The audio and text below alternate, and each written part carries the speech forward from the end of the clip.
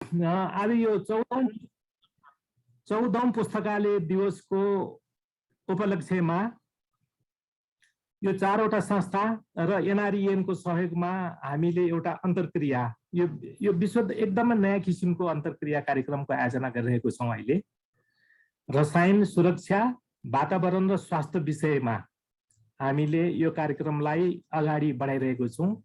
यसमा डेली रमन रेग्मी स्मारक पुस्तकालय भयो, सामुदायिक बाल विकास पुस्तकालय इन्द्रा म्यामको अध्यक्ष हुनुहुन्छ त्यसमा, त्यसपछि नेपाल बाल साहित्य समाज हाम्रो ध्रुव घिमिरे सर अध्यक्ष हुनुहुन्छ, उहाँ दिल्ली रमन रेग्मी कल्याणी रेग्मी पुस्तकालयको पनि अध्यक्ष हुनुहुन्छ, र जनस्वास्थ्य तथा वातावरण प्रवर्धन केन्द्र यो चाहिँ डाक्टर यो रामचरित्र शाहजी हुनुहुन्छ त्यहाँको चाहिँ एजुकेटिभ डाइरेक्टर।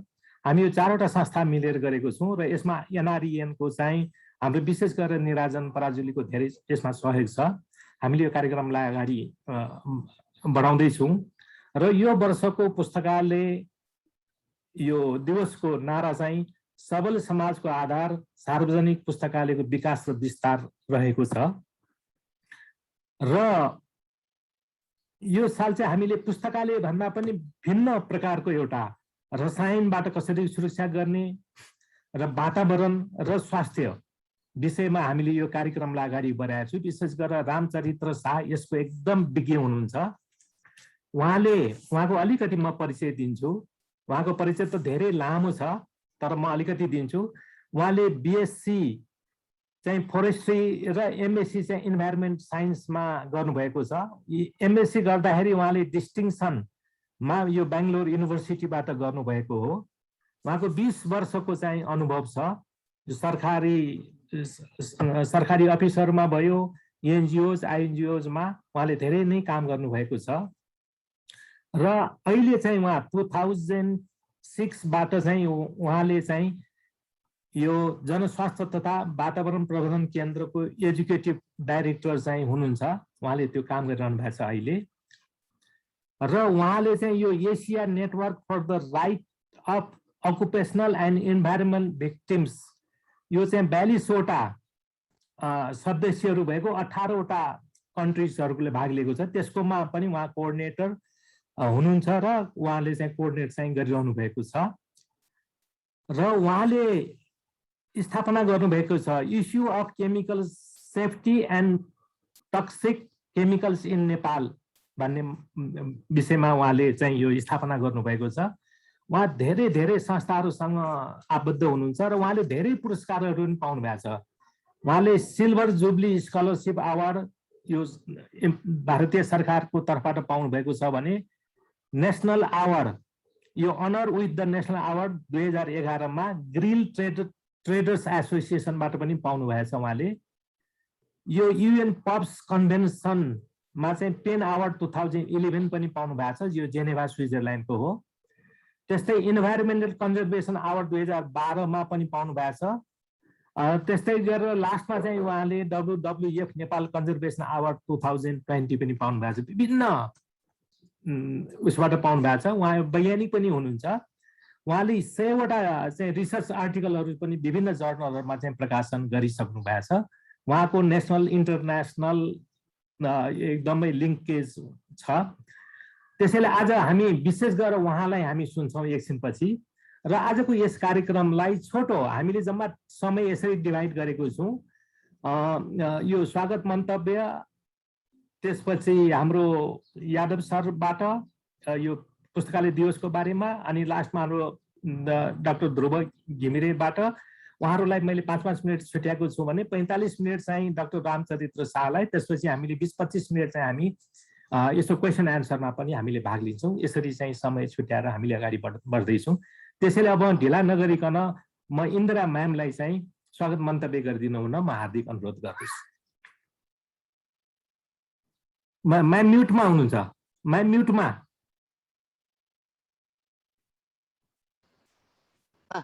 यहाँहरू सबैलाई मेरो हार्दिक नमस्कार, स्वागतम है। एका बिहानै हामीले दुःख दियौँ। खालि के भने हाम्रो यसपालिको 14औं पुस्तकालय दिवसमा हामी जहिले पनि पुस्तकालय रिडिङ ह्याबिटमा मात्र केन्द्रित भएका थियौँ। तर यसपालि चाहिँ तपाईँहरूले टाइटल देखिहाल्नुभयो, रसायन सुरक्षा वातावरण र स्वास्थ्य। भोला सरले भनिहाल्नु रामचरित साग को भनेर। सबभन्दा पहिला हाम्रो ध्रुव सर अध्यक्षजीलाई है उहाँको अनुमति लिएर सबैलाई स्वागत गर्दछु। आजको यो कार्यक्रमको मुख्य उद्देश्य भनेको लाइब्रेरीको मेन रोल के भन्दा खालि किताब दिने लिने ज्ञान इन्फर्मेसन भने जस्तै पब्लिक हेल्थसँग रिलेटेड हाम्रो डे टु डे लाइफमा बच्चादेखि बुढासम्म जसलाई पनि इम्पोर्टेन्ट आफ्नो हेल्थको लागि भेरी भेरी इम्पोर्टेन्ट टपिक्स भएको हुनाले हाम्रो यो रामचरित साग चाहिँ मैले बङ्गलोरमा 97-98 मा लाइब्रेरी साइन्स पढ्दा चिनेको पाएँ हो। उहाँले धेरै राम्रो काम भोला सरले भनिहाल्नुभयो। उहाँलाई मैले रिक्वेस्ट गरेर यसपालि हाम्रो 14औं पुस्तकालय दिवसको उपलक्ष्यमा विशेष गरी बाल साहित्यकारहरूले आफ्नो कल्पनाले थुप्रै राम्रा राम्रा उपन्यास कथा कविता के निबन्ध सबै लेख्नु भएको छ। तर यो हेल्थ रिलेटेड इस्युमा धेरै कमै मात्र पाइएको हुनाले इन्भाइरोमेन्ट विशेष गरी यो केमिकल सेफ्टी बारे धेरै कम मात्र बाल साहित्य उपलब्ध भएको हुनाले त्यो विषयमा पनि बाल साहित्य तहमा किताबहरू निस्कियोस् ताकि बच्चैदेखि अवेयर गरौँ यो टपिक्समा उनीहरूको हेल्थ राम्रो बनोस् भनेर आजको यो कार्यक्रम राखेको छ। हाम्रो रामचरित सागलाई धेरै धेरै धन्यवाद। मेरो एउटै रिक्वेस्टमा उहाँ आइदिनु भयो।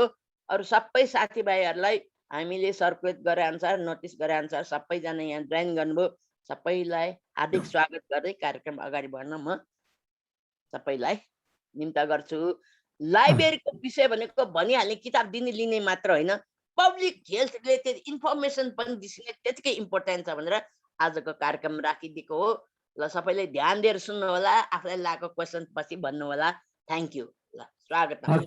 इन्द्र म्याम धेरै धेरै धन्यवाद। तर मैले यहाँ छुट्याएको छु आजको यस कार्यक्रमको चाहिँ सभापतित्वको आसन ग्रहण गरिदिनु न प्राध्यापक डाक्टर ध्रुव घिमिरे, जुन उहाँ दिल्ली रमन रेग्मी पुस्तकालय विकास बोर्डको अध्यक्ष पनि हुनुहुन्छ, नेपाल बाल साहित्य समाजको अध्यक्ष पनि हुनुहुन्छ। उहाँलाई म हार्दिक अनुरोध गर्दछु। ध्रुव सर। धन्यवाद भोला सर। छुटेछ सरी, मैले त्यही भएर पहिले एड्रेस गरिहालेँ ध्रुव सर ल भनेर। म कार्यक्रम अगाडि बढाउनको लागि भोला सरलाई अनुरोध गर्दछु। स्वागत मन्तव्य सकियो। अब हामीले एकदमै यादव चन्द्र निरौला, उपसचिव शिक्षा विज्ञान तथा प्रविधि मन्त्रालयको यो पुस्तकालय दिवसको विषयमा अलिकति यसो हाइलाइट गरिदिनु हुन म हार्दिक अनुरोध गर्दछु।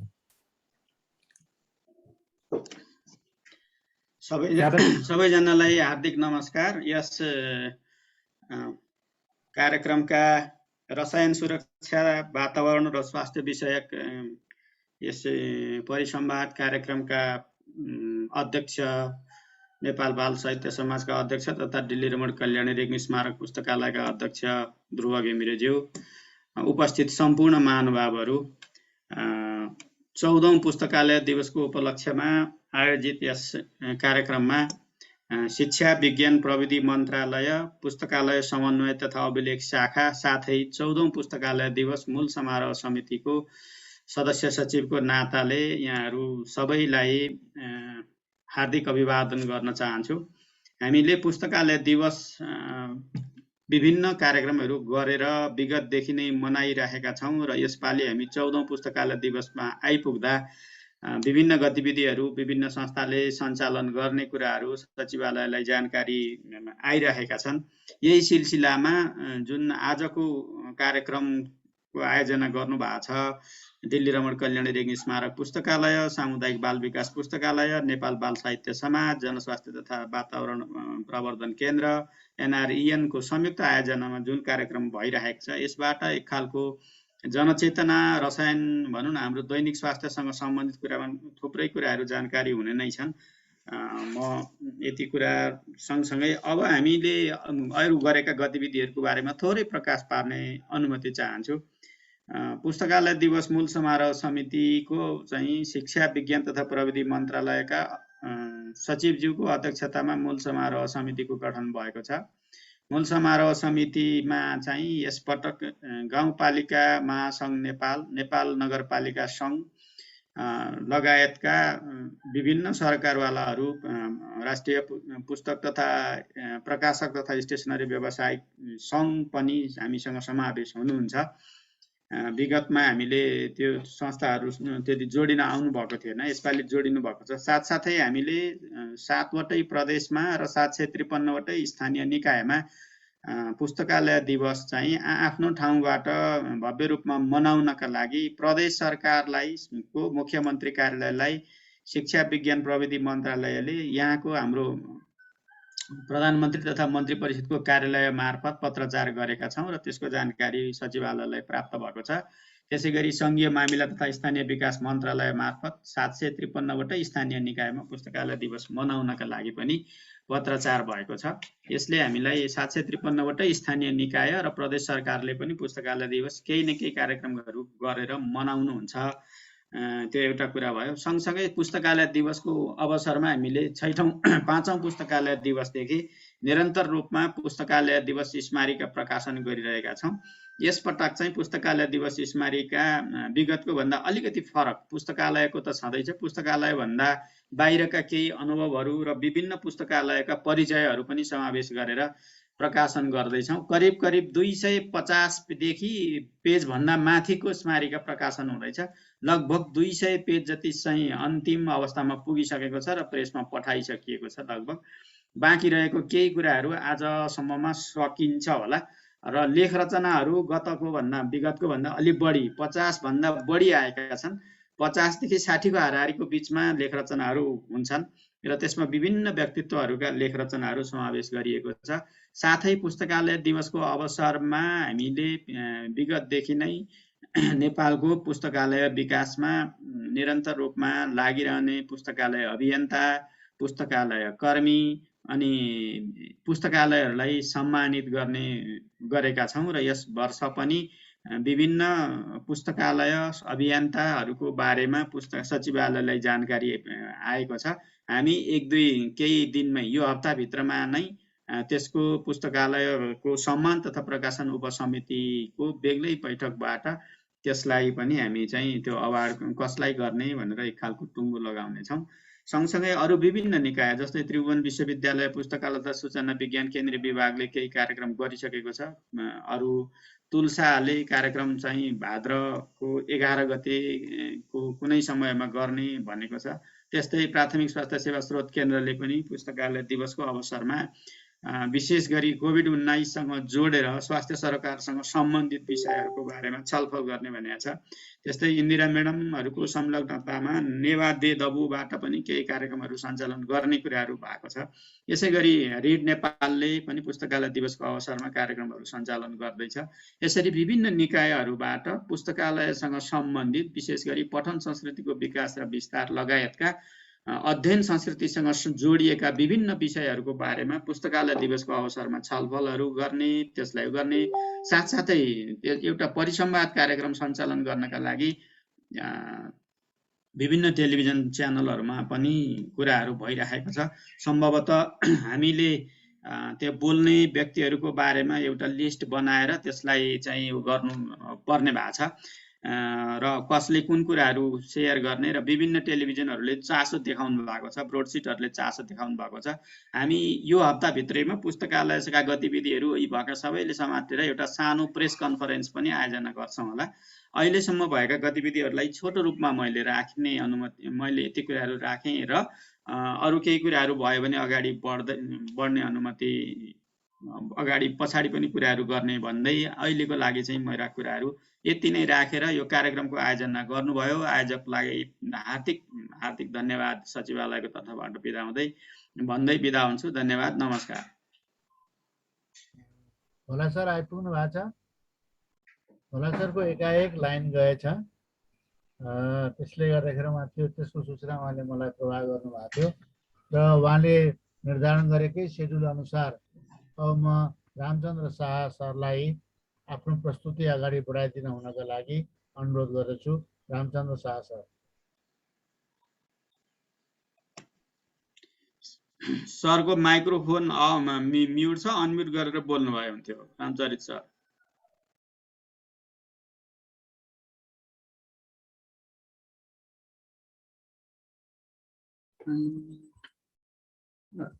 देखिरहेछ मेरो उद्योग? देखिरहेछ सर, ठिक छ। ओके, के देखाउनु? हजुरको स्लाइड देखिया छैन सर, हजुरले स्लाइड शेयर गर्नु। फेरि शेयर गर्नु। ठिक छ, म शेयर गर्दैछु फेरि। हजुर केही समस्या जस्तो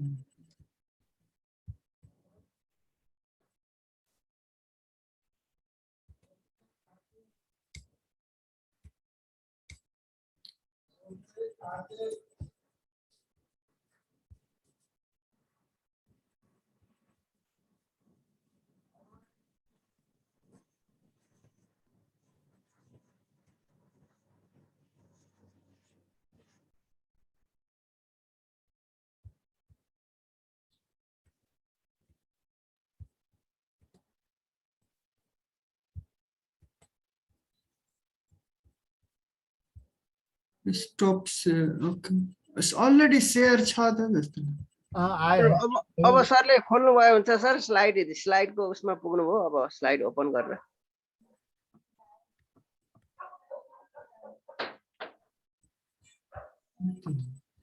ओके भयो देखिरहेछ छैन तपाईको स्क्रिन उस मात्रै डेस्कटपमा मात्रै आएको छ पिडिएफ सिडिएफ भनेर ए के समस्या स्टप्स म फेरि सेयर गर्छु पहिले नै केमिकल वाला खोलेर सेयर गर्छ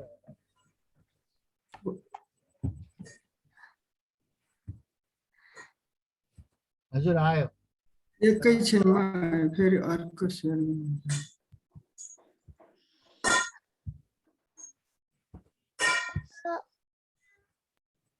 ओके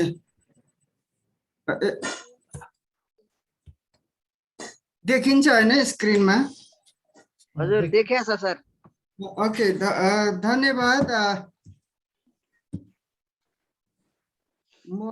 सर्वप्रथम मेरो परिचयबाट सुरु गर्छु म रामचरित्र शाह जनस्वास्थ्य तथा वातावरण प्रवर्धन केन्द्र सिफेटको कार्यकारी निर्देशक र वातावरण वैज्ञानिकको हिसाबले काम विगत 20 वर्षदेखि काम गरिरहेछु र आजको यस 14औं लाइब्रेरी दिवस पुस्तकालय दिवसको सेरोफेरोमा जनस्वास्थ्य तथा वातावरण प्रवर्धन केन्द्रलाई पनि सहकार्यको लागि आमन्त्रणा गर्नुभएकोमा र मलाई व्यक्तिगत रूपले र संस्थागत रूपले पनि हामीले गरिरहेको कामहरू बारे केही कुराहरू तपाईहरुसँग शेयर गर्ने मौका दिनुभएकोमा धन्यवाद ज्ञापन गर्दछु र दोस्रो कुरा मैले आज वास्तवमा एकदमै राम्रो कम्बिनेसन जस्तो मैले फिल गरे कारण के हो भने एकातर्फ हामीले यी रसायन सुरक्षा वातावरण स्वास्थ्यको कुराहरू गरिराख्दाखेरि अनुसन्धानमा आधारित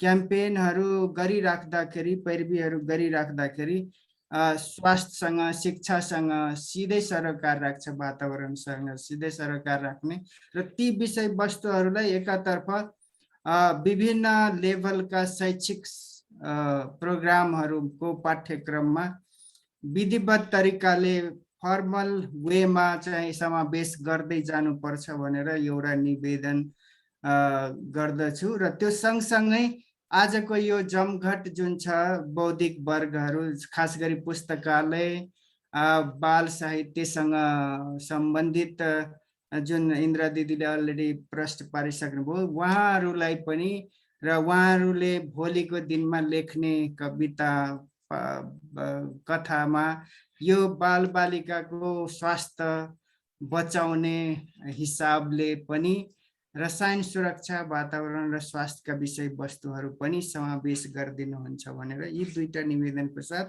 म आफ्नो प्रेजेन्टेसन सुरु गर्न गइरहेछु।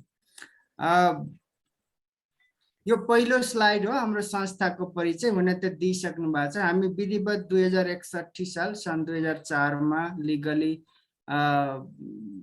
रजिस्टर्ड भयौं र त्यसपछि 5 किसिमको काम गर्दै गयौं। हामी रिसर्च गर्छौं, पब्लिकेसनहरु गर्छौं, त्यसलाई डिसेमिनेसन गर्छौं र त्यो रिसर्चको आधारमा पोलिसी इन्फ्लुएन्स गर्छौं र अहिलेसम्म 10 वटा सक्सेसफुल पोलिसी इन्फ्लुएन्स विगत 15 वर्षमा भइसकेको सहर्ष जानकारी गराउन चाहन्छु, जुन चाहिँ हामी अहिले शेयर पनि गर्छौं र समय समयमा विभिन्न सरकारी निकायहरूलाई, दात्री निकायहरूलाई फिडब्याक र कुनै ठाउँमा यदि हामीलाई केही मोडेलहरू बनाएर डेमोन्स्ट्रेट गर्नुपर्ने अवसर भयो भने त्यो पनि गर्छौँ। फर इक्जाम्पल मर्करी मुक्त दन्त चिकित्सा, मर्करी मुक्त स्वास्थ्य सेवा, त्यसै गरी वातावरण मैत्री स्वास्थ्य संस्थाजन्य फोहोर व्यवस्थापन, त्यसै गरी पिसिबी फ्री अथवा बिजुलीको तेलमा पिसिबी भन्ने केमिकल हुन्छ त्यो फ्री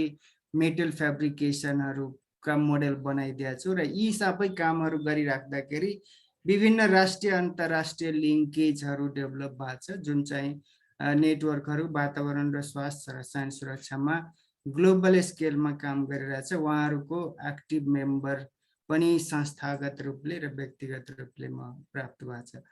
हामीले गरेको केही कामहरू चाहिँ राष्ट्रिय र अन्तर्राष्ट्रिय रूपमा पुरस्कृत छ र ध्रुव सरले सुरुमा हाम्रो थापा सरले केही कुराहरू अलरेडी राखिसक्नु भएको छ। सो यो सबैको श्रेय म आज उपस्थित सबैलाई दिए, सङ्घ संस्था र सहकार्य गर्ने सबैलाई दिन चाहन्छु, किनभने तपाईँहरूसँग गरेको सहकार्यको नतिजा स्वरूप यो सबै राष्ट्रिय र अन्तर्राष्ट्रिय रेकग्निसन पाएको छु र जुन तपाईँहरू पनि इक्वली साझेदार हुनुहुन्छ भनेर यति कुरा राख्दै सिधै आजको विषय वस्तुको पहिलो आज कन्टेन्ट मैले के गर्न खोजिरहेको छु भने सिपेटको इन्ट्रोडक्सनदेखि लिएर 2-4वटा इस्यु, हामी धेरै इस्युमा काम गर्छौँ तर 2-4वटा इस्युलाई खास गरी आज बाल साहित्यको कारहरूको बीचको जमघटमा यी कुराहरू पस्किन पाउँदाखेरि बाल बालिकाको स्वास्थ्य र शिक्षासँग सिधै सरोकार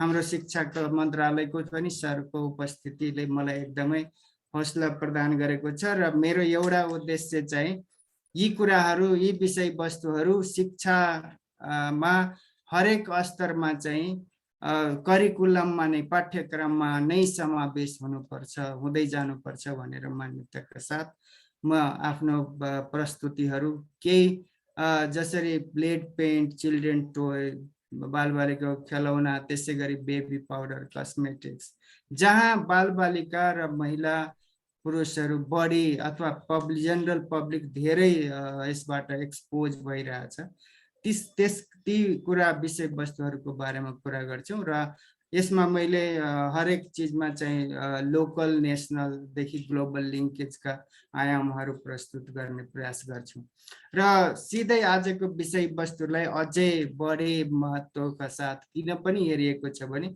रसायन सुरक्षा जस्ता विषयवस्तु, वातावरणीय अधिकारका विषयवस्तु, स्वास्थ्यमा पहुँचका विषयवस्तु, उपभोक्ता अधिकार, बाल अधिकार अथवा सूचना हक चाहिँ हाम्रो संवैधानिक अधिकार हो सबैको। यो राष्ट्रिय र अन्तर्राष्ट्रिय मानव अधिकार पनि हो यी विषयवस्तुहरू। र सबभन्दा खुसीको कुरा के लाग्छ भने नेपाल सरकार पक्षधर रहेको धेरै जसो अन्तर्राष्ट्रिय सन्धि सम्झौताहरू, जसरी सिडोको कुरा, महिला र बालबालिकाको कुरा गरौँ अथवा रसायनसँग BRS, Basel, Rotterdam, POPs, Stockholm कन्भेन्सनका कुरा गरौँ, ती सबैको नेपाल चाहिँ पक्षधर राष्ट्र हो र जुन चाहिँ स्वास्थ्य र वातावरण त्यसै गरी रसायन सुरक्षासँग सम्बन्धित छ र त्यो हिसाबले हाम्रो पनि यसमा चाहिँ योगदान हुनुपर्छ भनेर लाग्छ। पहिलो इस्युको रूपमा लेड इन पेन्ट, नेपालमा घर फर्निचर, स्कुल रङ्गाउने रङहरूमा एकताका अत्यधिक लेड अर्थात् सिसा पाइएको थियो र यो सिपेटको लामो यसमा संलग्नता छ। 2010मा पहिले रिपोर्ट हामी रिसर्च गरेर रिपोर्ट प्रस्तुत गर्दाखेरि त्यसपछिका दिनहरूमा 4 पटक हामीले अनुसन्धान गर्यौँ विभिन्न घर फर्निचर, स्कुल रङ्गाउने रङहरू र खास गरी इनामेल पेन्टमा अत्यधिक लेडका समस्याहरू थियो र त्यसै गरी स्कुलको कक्षा कोठाको धुलोमा पनि हामीले लेडको अध्ययन गरेका थियौँ, त्यो कुरा पनि हामीले र यी सबै अध्ययन हामी सम्बन्धित सरकार निकायलाई पस्किँदै गर्दाखेरि एउटा बेसलाइन हामीले रिसर्चमा आधारित पोलिसी बनाउनु पर्छ। रिसर्चले के भन्छ त्यसले देखाएको तथ्याङ्कहरूका आधारमा पोलिसी बनाउँदाखेरि दिगो विकास लक्ष्यहरू उपलब्ध गर्न चाहिँ सहयोग गर्छ भनेर हामीले 4 पटक अध्ययन गर्दा नेपालमा मोर देन 70% अफ पेन्ट मा चाहिँ 90 ppm भन्दा बढी लेडको मात्रा थियो, जुन चाहिँ अन्तर्राष्ट्रिय मापदण्ड हो। यो बेसलाइन चाहिँ हामी सेट गर्दै थियौँ र यसको आधारमा हामीले क्याम्पेन गर्यौँ। अर्को चाहिँ मैले जुन आज शिक्षा मन्त्रालयको सर पनि हुन्छ, उहाँको खास गरी मैले ध्यान यो स्लाइडमा पनि आकर्षित गर्न चाहे। हामीले त्यो 2013-14 को दौरानमा 5 वटा स्कुलको कक्षा कोठामा 22 वटा स्याम्पल धुलोको स्याम्पलमा चाहिँ हामीले लेड अध्ययन गर्यौं र त्यो 22 वटामा चाहिँ धेरै जसो कोही स्कुलमा त यो 40 माइक्रोग्राम पर स्क्वायर फिट एरियामा चाहिँ त्यो भन्दा बढी थियो र म्याक्सिमम चाहिँ तपाईको 106 माइक्रोग्राम पर स्क्वायर फिट थियो। हुनुपर्ने बिलो 10 हो सुरक्षितको लागि। इभन US EPA ले के भन्छ भने 40 माइक्रोग्राम पर स्क्वायर फिट भएको ठाउँ चाहिँ बल्ब अथवा त्यो बस्न लायक हुँदैन, तुरुन्त त्यो एरिया चाहिँ खाली गर्नुपर्छ। तर दुर्भाग्यवश हाम्रो स्कुलको धुलोहरुमा मैक्सिमम 106 माइक्रोग्राम पर स्क्वायर फिट लेड पाइएको थियो। कुनै स्कुलको त 4 सबै स्याम्पलमा 40 भन्दा बढी थियो भने धेरै जसो स्कुलको मोर देन 50% स्याम्पलमा 10 माइक्रोग्राम पर स्क्वायर फिट। त्यही भएर हाम्रो बालबालिका जहाँ 8-8 घण्टा स्कुलमा बस्छ उले बस्ने वातावरणमा कति लेट छ भनेर मैले शिक्षा मन्त्रालयका सरलाई पनि ध्यान आकर्षण गरे र त्यसपछिका भएका क्याम्पेन यी सबै अध्ययनको आधारमा हामीले सम्बन्धित निकाय, वातावरण मन्त्रालय, स्वास्थ्य मन्त्रालय, उद्योग मन्त्रालयसँग आवश्यक मापदण्ड तोक्नको लागि 4 वर्ष घनीभूत संघर्ष गर्यौं र खुसीको कुरा के छ भने 2014 डिसेम्बर 22 मा चाहिँ हामीले गजेट पायौं र यसमा चाहिँ त्यो पोलिसी लेभलको एडभोकेसी गर्दाखेरि पब्लिक अवेयरनेस देखि लिएर policy maker like secretary, minister, prime minister, even president सम्म पनि हामीले यी विषय वस्तु पुर्याएर खुसीको कुरा के छ भने हामीसँग यो मापदण्ड प्राप्त भयो। यो मापदण्ड 2071-97 मा चाहिँ र यसले 3 वटा कुरा चाहिँ भन्यो। रङहरुमा चाहिँ पेन्ट कुनै पनि पेन्टहरुमा चाहिँ लेडको मात्रा 90 ppm भन्दा बढी हुनु भएन। हरेक पेन्टको बट्टामा कति लेड यसमा छ त्यो लेख्नु पर्छ र सँगसँगै चाहिँ सन्देशमूलक, सुरक्षामूलक सन्देश पनि लेख्नु पर्छ र त्यो मापदण्ड आइसकेपछि शिक्षा विभागले अर्को पनि यो शिक्षा सम्बन्धी गतिविधि बुलेटिन निकाल्थ्यो र त्यसमा चाहिँ हरेक स्कुल र घरहरूलाई पनि चाहिँ रङ रोगन गर्दाखेरि नेपाल सरकारले तोकेको मापदण्ड अनुसारको पेन्टहरू प्रयोग गर्न चाहिँ शिक्षा विभागबाट पनि हामीले सहकार्य गरेको नतिजा फलस्वरूप उहाँहरूले पनि यो नोटिस सबै स्कुलहरूलाई पुर्याए। तर हाम्रो कमजोरी के छ भने त्यसपछि इन्स्टिट्युसनल लिगेसीहरू हाम्रो देशमा एकदमै इन्स्टिट्युसनल मेमोरीहरू चाहिँ एकदमै कम छ। यसपछिका स्वास्थ्य शिक्षा विभागको स्कुलहरूलाई रङ रोगन गर्ने गाइडलाइनहरूमा यी कुराहरू चाहिँ खुलेर आएको जस्तो मैले पाइन र त्यो पनि मैले शिक्षा मन्त्रालयको सरलाई फेरि पनि निवेदन गर्छु। यस्तो अलरेडी राम्रो निर्णयहरू, राम्रो सूचनाहरू गरिसकेको परिपत्रहरूलाई सधैँभरि निरन्तरता दिनुपर्ने आवश्यक छ। अर्को हामीले यो बालबालिकाहरूले औधी रुचाउने नुडल्समा पनि अध्ययन गरेका थियौं र नुडल्समा पनि लेड छ, धेरै थोरै मात्रामा छ तर छ र थोरै मात्रा भए पनि धेरै पटक यदि कन्ज्युम गर्यो भने हामी यसमा चाहिँ प्रभावित भइरहेछ। अर्को यो हामीले जनस्वास्थ्य तथा वातावरण मन्त्रालयबाट त गरिएको होइन, तर हामीले यसमा अन एन्ड अफ सघाएको र सँगै सहभागिता नै जनाइराख्दाखेरि नेपालमा 4 वटा अध्ययन, त्यसमा पनि नेपाल सरकार स्वास्थ्य मन्त्रालय अन्तर्गत नेपाल स्वास्थ्य अनुसन्धान परिषद लगायत बीपी कोइराला धरान अस्पतालका चिकित्सकहरूका समूह र निजी स्तरमा चाहिँ सामुदायिक डायग्नोस्टिक सेन्टरबाट नेपालमा बालबालिकाको रगतमा चाहिँ लेडको अध्ययन भएको छ र त्यो 4टै अध्ययनले एउटा के स्थापित गरिदिएको छ भने 65% अफ द चिल्ड्रेन नेपालको 65% भन्दा बढी बालबालिकाको रगतमा चाहिने भन्दा बढी, चाहिने त चाहिँदैन, लेड हाम्रो शरीरलाई चाहिँदैन, त्यो भन्दा एउटा कट अफ लिमिट छ USEPA ले तोकेको 5 माइक्रोग्राम पर डेसिलिटर, त्यो भन्दा अत्यधिक चाहिँ पाइएको छ र यो कल्पना गर्न सक्छौं कि नेपाली बालबालिका जुन चाहिँ देशको भविष्य हो, भोलिको फ्युचर हो, त्यसको रगतमा लेडको मात्रा अत्यधिक छ र यी विषयवस्तुहरू पनि एकदमै हेर्न चाहिँ पर्छ र यसले के असर गर्छ भने शरीरको बालबालिकाको यो पढ्ने लेख्ने स्मरण गर्ने क्षमतामा ह्रास ल्याउनुको साथसाथै धेरै मात्रा भयो भने डेथसम्म हुन सक्छ। त्यसैगरी दिमाग, किडनी फेलियर, रगत नबन्ने अथवा एनिमिया हुन सक्ने, स्नायु प्रणालीमा पनि यसले चाहिँ असर गर्छ। सबै एजको मानिसलाई असर गर्छ, तर बालबालिका जुन इभन बिलो 6 इयर 6 वर्ष भन्दा मुनिको बालबालिकालाई झन् बढी असर गर्छ, किनभने उहाँहरूको दिमाग त्यतिखेर बढ्ने क्रममा छ र वन्स एकचोटि हाम्रो दिमाग चाहिँ डल भइसकेपछि हामीले इम्प्रुभ गर्न सक्ने सम्भावना चाहिँ हुँदैन र लाइफ लङ उसको पोटेन्सियल चाहिँ घटेर चाहिँ जान्छ। धेरै माध्यम छ, डस्ट, धुलो, खाना, पानी, माटोबाट हाम्रो शरीरमा लेड प्रवेश गर्न सक्छ र प्रवेश गरिसकेपछि हार्टमा गएर बस्छ, सफ्ट टिस्युमा गएर बस्छ and then it start impacting. अर्को इस्यु हामीले एस्बेस्टस जुन चाहिँ अब काठमाडौँतिर त धेरै देखिँदैन, तर सबैले हेर्नु भएको छ होला, यो जतिखेर हिमाल सिमेन्ट कारखाना थियो चौभारमा, त्यहाँको सबै बिल्डिङहरूको छाना चाहिँ एस्बेस्टसले थियो, अथवा यो साल ट्रेनिङ टेकुमा साल ट्रेनिङको बिल्डिङ थियो त्यसमा छाना एस्बेस्टसको थियो र भर्खरै त्यो एस्बेस्टस चाहिँ त्यहाँबाट हटाइएको छ।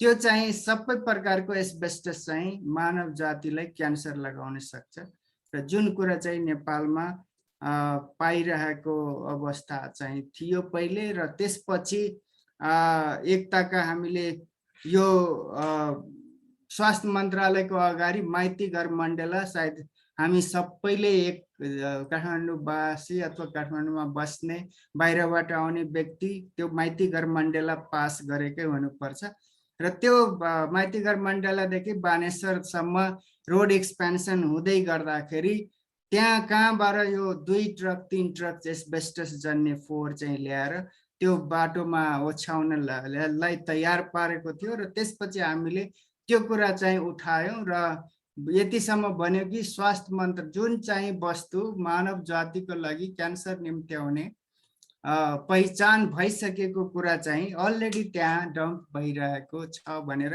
त्यो पनि स्वास्थ्य मन्त्रालयको 100 मिटरमा र त्यहाँबाट वातावरण मन्त्रालयको 500 मिटर र इभन हाम्रो प्राइम मिनिस्टर कार्यालयको 1000 मिटरमा त्यो चोकमा चाहिँ अलरेडी चाहिँ त्यस्ता कार्सिनोजेन वस्तु डम्प अथवा पुरिँदैछ भनेर लेख्दाखेरि त्यही दिन वातावरण मन्त्रालयले त्यहाँबाट टेकु लग्यो र विदिन 1 इयर चाहिँ नेपालमा चाहिँ एस्बेस्टसको आयात, बिक्री, वितरण र प्रयोगलाई प्रतिबन्ध गर्यो र यो प्रतिबन्ध लगाइसकेपछिका दिनहरूमा पनि हामीले यसलाई चाहिँ निरन्तर मोनिटरिङ गरिरहेछौँ र त्यसकै फलस्वरूप यो नेसनल एस्बेस्टस प्रोफाइल जुन अधिकांश मुलुकमा अथवा ठाउँमा चाहिँ नेपाल सरकारी निकायहरूले निकाल्ने प्रतिवेदन हो, तर हामीले पनि प्रयास गर्यौं, परिपूरक काम गर्ने प्रयास गर्ने क्रममा चाहिँ यो नेसनल एस्बेस्टस प्रोफाइल पनि हामीले बनाएर पस्क्यौं र आजको दिनमा पनि यसको बयान त गर्यो, त्यसपछिको दिनहरूमा पनि इम्पोर्ट भइरहेछ कि छैन भनेर पनि मोनिटरिङ गरिरहेछौँ र दुर्भाग्यवश भन्नुपर्छ यो कस्टम फाइनान्स मिनिस्ट्री अन्तर्गत कस्टम डिपार्टमेन्टको रेकर्डले देखाएको डाटा हो। 2020मा पनि 1000 केजी, हुन त पहिले लाखौं केजी आउँथ्यो, टन आउँथ्यो, तर एटलिस्ट धेरै चाहिँ राम्रो भएको छ, तर अझै पनि जिरो हुन सकेको छैन।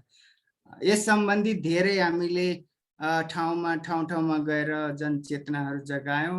हाई प्रोफाइल मन्त्रीदेखि लिएर सेक्रेटरी, त्यसै गरी ILO, WHO यस्ता सङ्घ संस्थाहरूलाई पनि यो इस्युमा चाहिँ समावेश गरेर यसको बारेमा प्रचार प्रसार गर्यो। र अहिले आएर गत साल हामीले एउटा, हुन त यो पहिलेदेखि यो इस्यु आइरहेछ, जसरी बालबालिकाको स्वास्थ्यलाई अथवा महिलाको स्वास्थ्यलाई फेरि एकपटक यो धेरै जसो पाउडरहरू अथवा कस्मेटिक श्रृङ्गारका सामग्रीहरूमा पनि यो एस्बेस्टस पाइएको र विभिन्न ठाउँमा खास गरी US, क्यानाडाहरूमा चाहिँ यसको प्रयोगबाट ओभेरियन क्यान्सरहरू पनि भइसकेको र धेरै सयौं केसहरू चलिरहेको अवस्थामा नेपालमा पनि पाइने बेबी पाउडरमा के छ त स्थिति भनेर हामीले यो कुरा उठायौँ।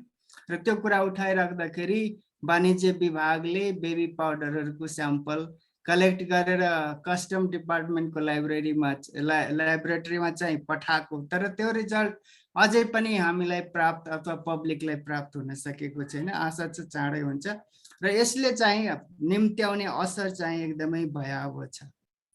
र यसमा चाहिँ एउटा मैले यो सानो भिडियो क्लिप पनि छ, कसरी यसले असर गर्छ भनेर तपाईहरुलाई यो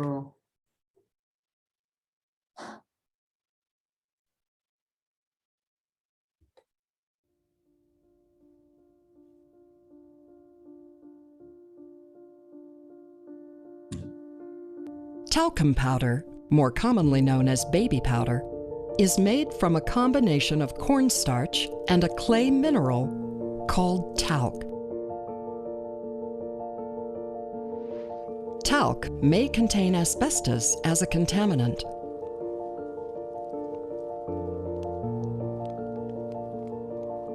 Asbestos is known to cause cancer in humans, and federal regulations require manufacturers to remove all asbestos from talc products. Talcum powder is often used to reduce moisture in the genital area.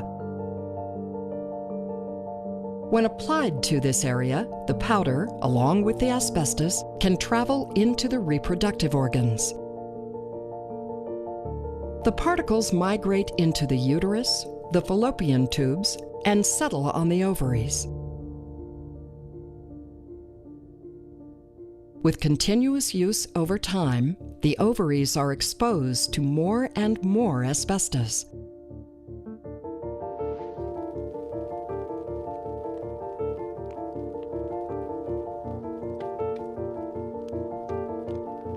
This exposure increases a woman's risk of ovarian cancer by 30% over a woman who does not use talcum powder.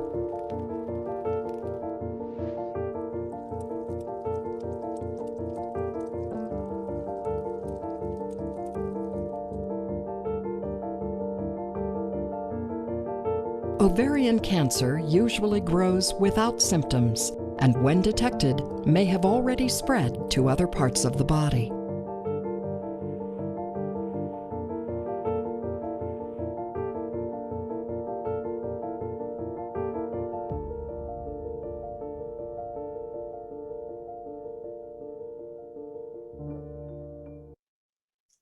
So यसरी चाहिँ impact चाहिँ भइरहेछ र even हामी कहाँ पनि मलाई लाग्छ हरेक बालबालिकाको सानो जन्मिसकेपछि यो बेबी पाउडर चाहिँ व्यापक प्रयोग चाहिँ भइरहेको छ। अर्को चाहिँ हामी यो कोभिडको दौरानमा स्यानिटाइजर चाहिँ सब स्ट्यान्डर्डहरू छ भनेर पनि हेर्यौं र सुरुवात गर्दाखेरि DDA ले राम्रो पक्ष के छ भने मोनिटरिङहरू चाहिँ एकदमै तदारुकका साथ गरेर अहिलेसम्म more than 2 dozen of sanitizer brand चाहिँ अलरेडी ब्यान गरिसकेको छ र यसको निरन्तर मोनिटरिङहरू भइरहेछ। इभन तपाईहरुले प्रयोग गर्ने सेनिटाइजरहरू चाहिँ राम्रो क्वालिटीको छ या छैन भनेर सोध्नुपर्ने बेला चाहिँ आछ।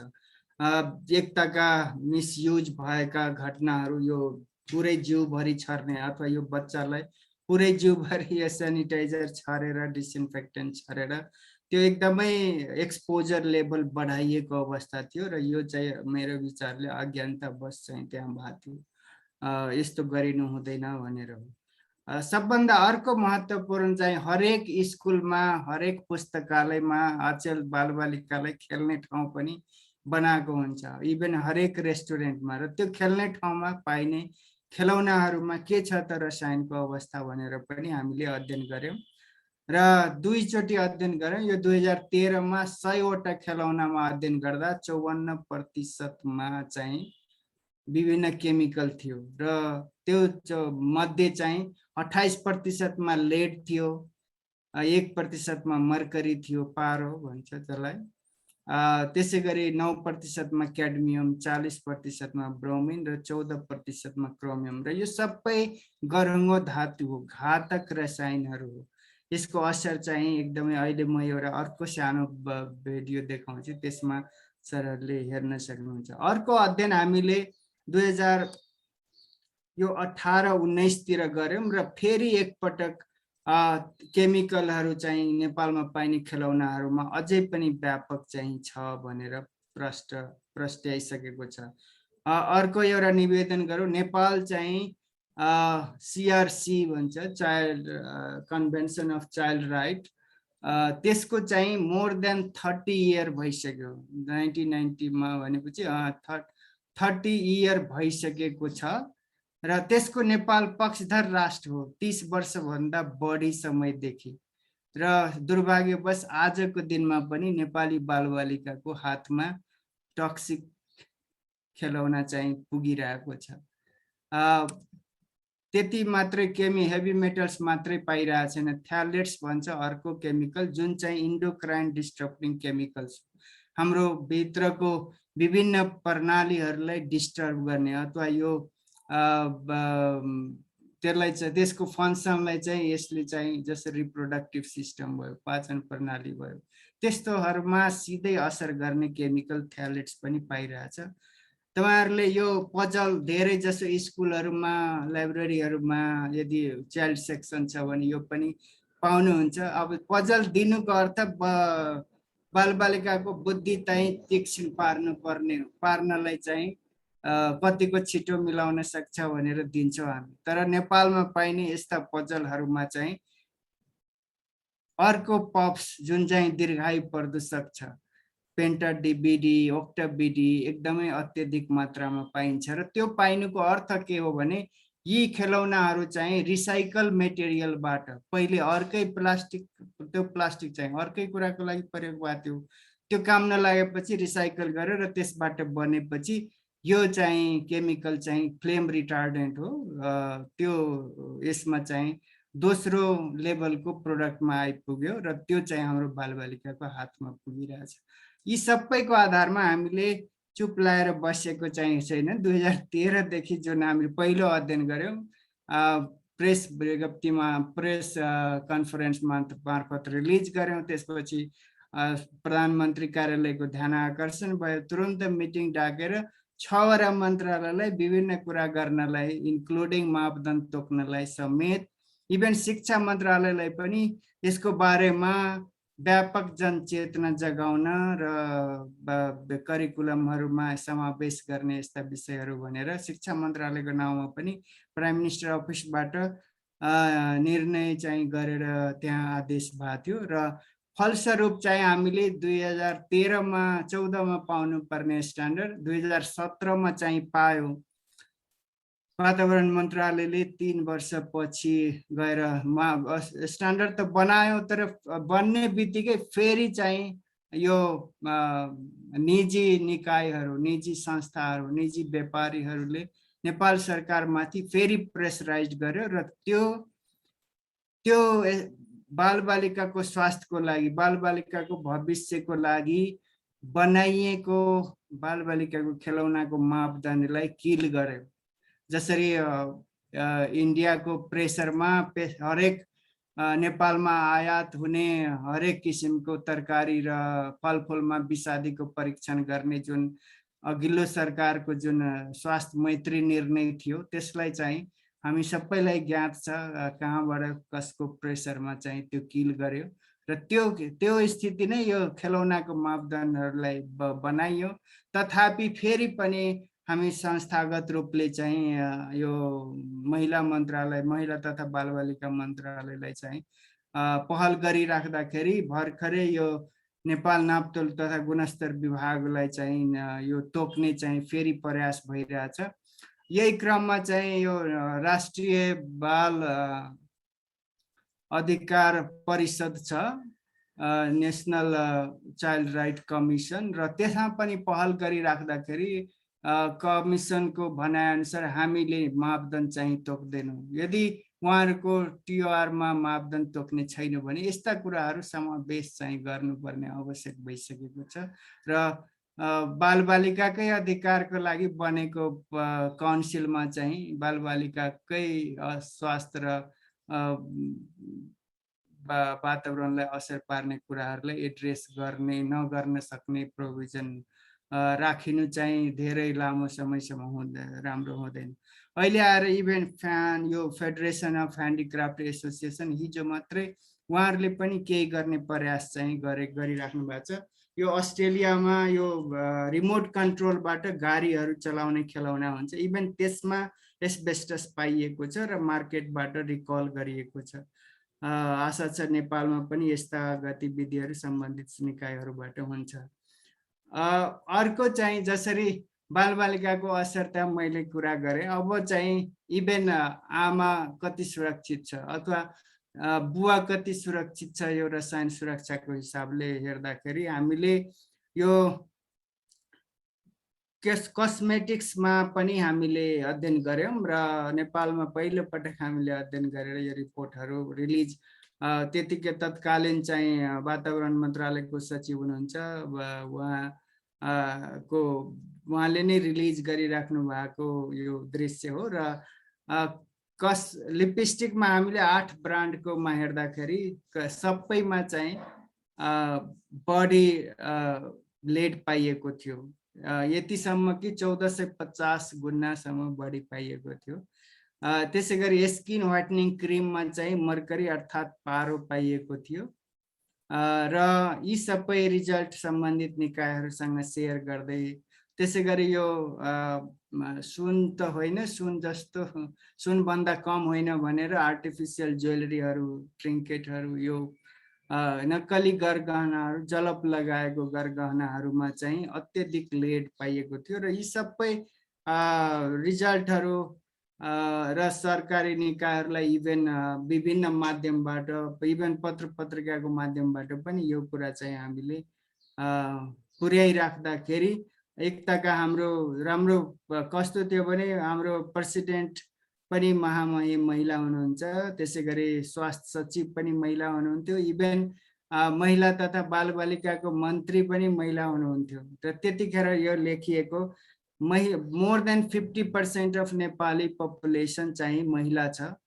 30% जति बालबालिका छ र ती दुवैको स्वास्थ्य साधारण स्वास्थ्य मात्र होइन, उनीहरूको साधारण स्वास्थ्यदेखि लिएर प्रजनन स्वास्थ्यसम्म पनि असर गर्ने सौन्दर्य प्रसाधनहरूमा अत्यधिक रसायन पाएको विषयवस्तु चाहिँ यस्ता देशले महिला नेतृत्व पाइरहेको बेला यदि एड्रेस हुँदैन भने कहिले हुन्छ भनेर त्यो लाइनमा लेखिएको यो आर्टिकल थियो र विभिन्न सरकारी निकायहरूसँग यसको सहकार्य गर्दाको फलस्वरूप नेपाल सरकार यो उद्योग मन्त्रालय अन्तर्गतको नेपाल गुणस्तर तथा नापतोल विभागबाट गत 2019 को मार्चमा चाहिँ पुनः यो मापदण्ड चाहिँ तोकिएको छ। यसमा लिपस्टिकको, स्किन व्हाइटनिङ लोसन र क्रिमको र यो बच्चा र एडल्ट दुवैलाई तोकिएको छ।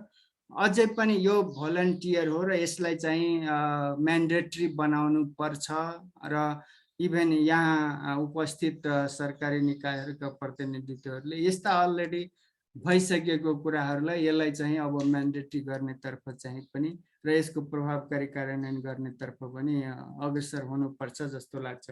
यो मापदण्ड भइसकेपछिका दिनमा पनि यो काजल र सिन्दुरमा पनि लेड र मर्करीको मात्रा हामीले टेस्ट गऱ्यौँ र धेरै ठुलो समस्या नदेखिए पनि सिन्दुरमा चाहिँ मर्करी किनभने त्यो रातो पार्नलाई नै मर्करी बेस केमिकलहरू प्रयोग भइएको हुन्छ। अहिले आएर अर्ग्यानिक केमिकलहरूबाट पनि रातो पार्न सक्ने अवस्था छ र मर्करी त्यहाँ सिन्दुरमा पाइएको छ भने लेड र मर्करी काजलमा पनि पाइएको छ, तर थोरै मात्रामा चाहिँ पाइएको छ। र अब सिन्दुर जस्तो कुरा अथवा लिपस्टिक जस्तो कुरा तपाईँ based on your profession you can apply दिनमा 3 पटक 4 पटक 5 पटकसम्म पनि एप्लाई गर्नुहुन्छ र थोरै भए पनि फ्रिक्वेन्सी अफ युज यदि धेरै भयो भने एकुमुलेट हुँदै जान्छ र फलस्वरूप हामी प्रभावित हुँदै जान्छ। र यसबाट कस्मेटिक्सबाट महिला मात्रै हुँदैन प्रभावित, बालबालिका पनि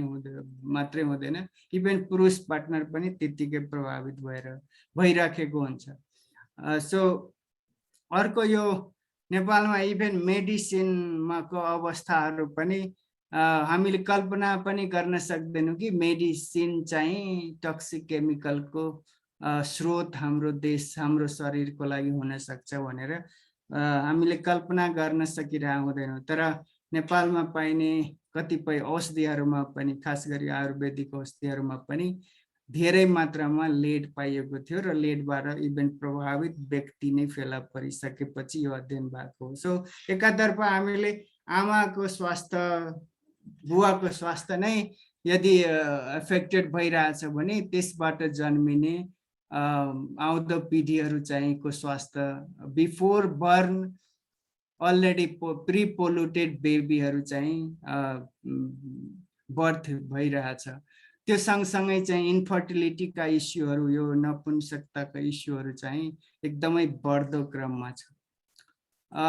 यो लास्ट इस्यु चाहिँ मर्करीको बारेमा हो र मर्करीलाई पारो हाम्रो विभिन्न घरदेखि लिएर अस्पतालहरूमा पनि दाँतमा राख्नेदेखि लिएर यो थर्मोमिटर र बिपी नाप्ने यन्त्र त्यसै गरी यो सिएफएल अथवा बल्बहरूमा ब्याट्रीहरूमा प्रयोग भइरहेको छ र यो आजको दिनमा हेर्दाखेरि सबैको अल्टरनेटहरू आइसकेको अवस्थामा चाहिँ हामीले मर्करी फ्री प्रोडक्टमा चाहिँ जानुपर्छ भनेर यो अभियान चलाइराख्दाखेरि मर्करीबाट हुने असरहरू तपाईँ सजिलै पर्सिभ गर्न सक्नुहुन्छ। यो मिनामाता जापानको मिनामातामा मिनामाता डिजिज भनेर आइडेन्टिफाइड भएको मर्करीको असरबाट देखिएको यो इम्प्याक्टहरू हो र यसले खास गरी कम्युनिकेसन ग्याप गर्छ र ट्रिमर इफेक्टहरू चाहिँ यसले ल्याउँछ। मानवलाई मात्रै होइन यो जनावरहरूलाई पनि यसले चाहिँ असर चाहिँ गरिरहेछ। त्यो गर्दाखेरि हामीले यो नेपालमा चाहिँ माझी समुदायमा यो डेन्टल हस्पिटलमा काम गर्ने चाहिँ नर्समा डक्टरमा पनि हामीले मर्करीको एक्सपोजरको लेभल हेर्न चाहिँ खोज्यौँ र त्यसको यो इभन त्यो अध्ययन गर्ने क्रममा स्वास्थ्य मन्त्रालयका सचिवज्यू र वातावरण मन्त्रालयको सहसचिवज्यूको पनि स्याम्पलिङ हामीले लिन सफल भएका थियौँ र बिकज मर्करीलाई रेगुलेट गर्ने निकायको रूपमा हाम्रो स्वास्थ्य मन्त्रालय हो, किनभने स्वास्थ्य क्षेत्रमा धेरै जसो मर्करी बेस इक्विपमेन्टहरू मर्करी बेस केमिकलहरू प्रयोग भइरहेछ भने वातावरण मन्त्रालय चाहिँ यो मर्करी महासन्धिको फोकल मिनिस्ट्री हो। त्यो हिसाबले यी दुवै मन्त्रालयका सिनियर टप मोस्ट पोलिसी मेकरहरूको स्याम्पल पनि हामी इन्क्लुड गर्यौँ र उहाँहरूलाई यो शरीरमा भएको मर्करीको बारेमा पनि हामीले यो चाहिँ रिजल्ट चाहिँ उहाँहरूलाई फिडब्याक दिँदाखेरि त्यसपछिको उहाँ स्वास्थ्य मन्त्रालयबाट नेपालमा इम्पोर्ट हुने मर्करी बेस इक्विपमेन्टहरूलाई चाहिँ पूर्णतया प्रतिबन्ध गर्यो 2013 मै। त्यसपछिका मर्करी इक्विपमेन्ट त ब्यान गर्यो, तर दाँतमा फिलिङ गर्ने सिल्भर फिलिङलाई पनि ब्यान गर्नुपर्ने आवश्यकता महसुस गरेर यो क्याम्पेनलाई कन्टिन्यू गरिराख्दाखेरि गत साल 2019 को अगस्तमा चाहिँ इभेन नेपालमा मर्करी फिलिङ अथवा मर्करी डेन्टल फिलिङलाई पनि प्रतिबन्ध गरेको अवस्था स्वास्थ्य मन्त्रालयबाट छ। र यो यतापट्टिको पिक्चर यदि हेर्नुहुन्छ भने बच्चाको दाँतमा राखिएको छ यो मर्करी फिलिङ जुन कालो देखिन्छ। अथवा आज उपस्थित जति हुनुहुन्छ तपाईहरुको यदि कसैले डेन्टल फिलिङ गराउनु भएको छ भने त्यो कालो भएर आएको छ भने त्यो most probably mercury dental amalgam हो। र आजको दिनमा तपाई लाई अलमोस्ट यो चाहिँ फ्री भइसकेको छ नेपालको अवस्थामा। डेन्टल कलेजहरुमा कतिपयमा अझै पनि छ, तर बाहिर धेरै जसो ठाउँमा अब चाहिँ तपाईहरुले आफ्नो अथवा आफ्नो छिमेकी अथवा घरका परिवारहरुलाई दन्त चिकित्सकमा लग्दै हुनुहुन्छ भने मलाई मर्करी फ्री फिलिङ चाहिँ गरिदिनुस् भनेर भन्न पर्ने आवश्यकता चाहिँ भइसकेको छ। र उहाँहरुले पनि हामीले डेन्टल एसोसिएसनहरुको पनि काम गर्दाखेरि उहाँहरु पनि अब चाहिँ हामीले यो मर्करी फिलिङ चाहिँ गर्दैनौं भनेर पनि उहाँहरुले पनि एडप्सन गरिसकेको अवस्थामा हामी सबै मिलेर यसलाई प्रभावकारी कार्यान्वयनमा जानुपर्ने छ। र त्यसैगरी नेपाल सरकारले ब्यान गर्यो, डेन्टिस्टहरुले कमिट गरेको छ they are no more using. Nepal dental association which is the umbrella organisation of all dental doctors in Nepal, र उहाँहरुले पनि हामी डेन्टल अमलगम ब्यान गर्छौं, युज गर्दैनौं भनेर प्रतिबद्धता जाहेर गरिसकेका छ।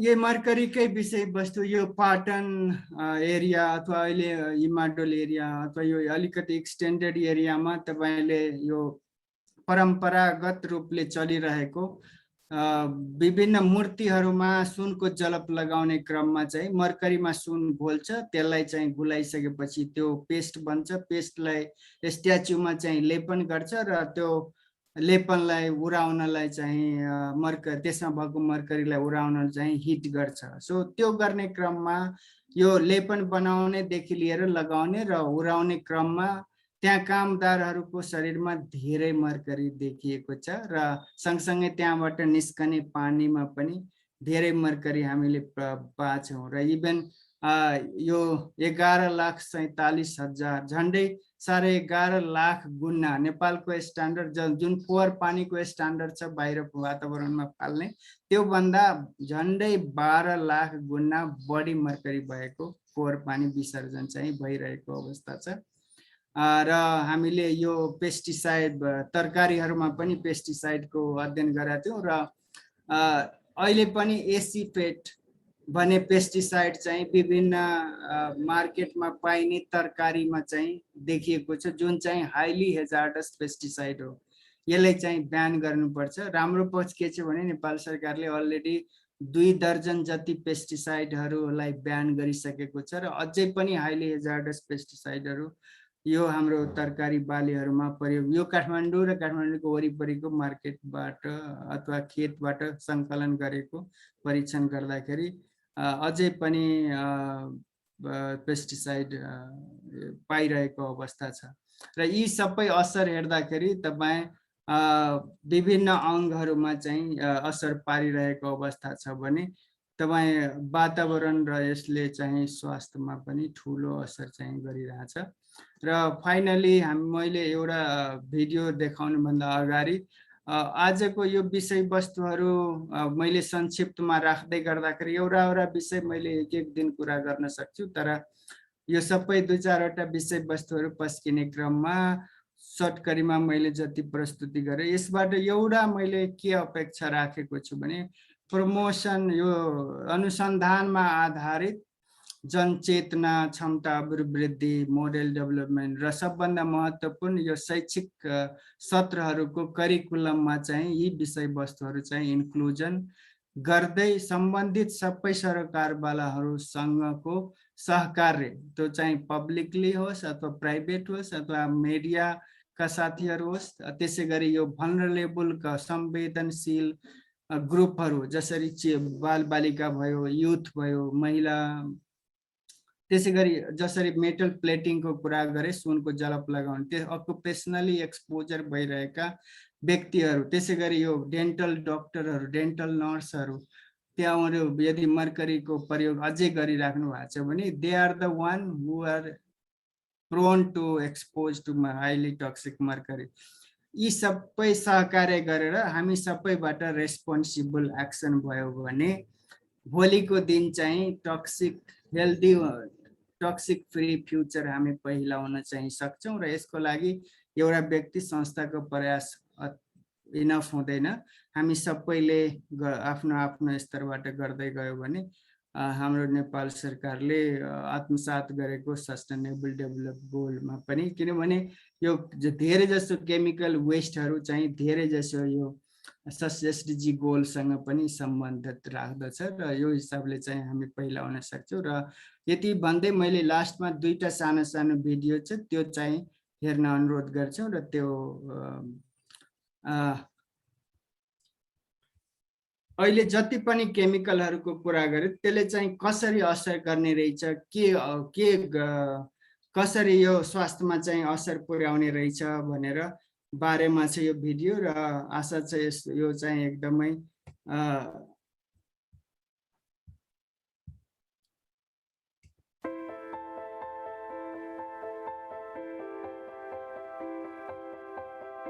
It's true, not all chemicals are bad, but toxic metals like lead and mercury are found in all of us. So are persistent toxins like PCBs and endocrine disruptors such as bisphenol A and flame retardants. We've been studying the impact of toxins on children for the past 30 years and reached the inescapable conclusion: little things matter. Toxins can have a lifelong impact on children. We've also discovered that extremely low levels of toxins can impact brain development.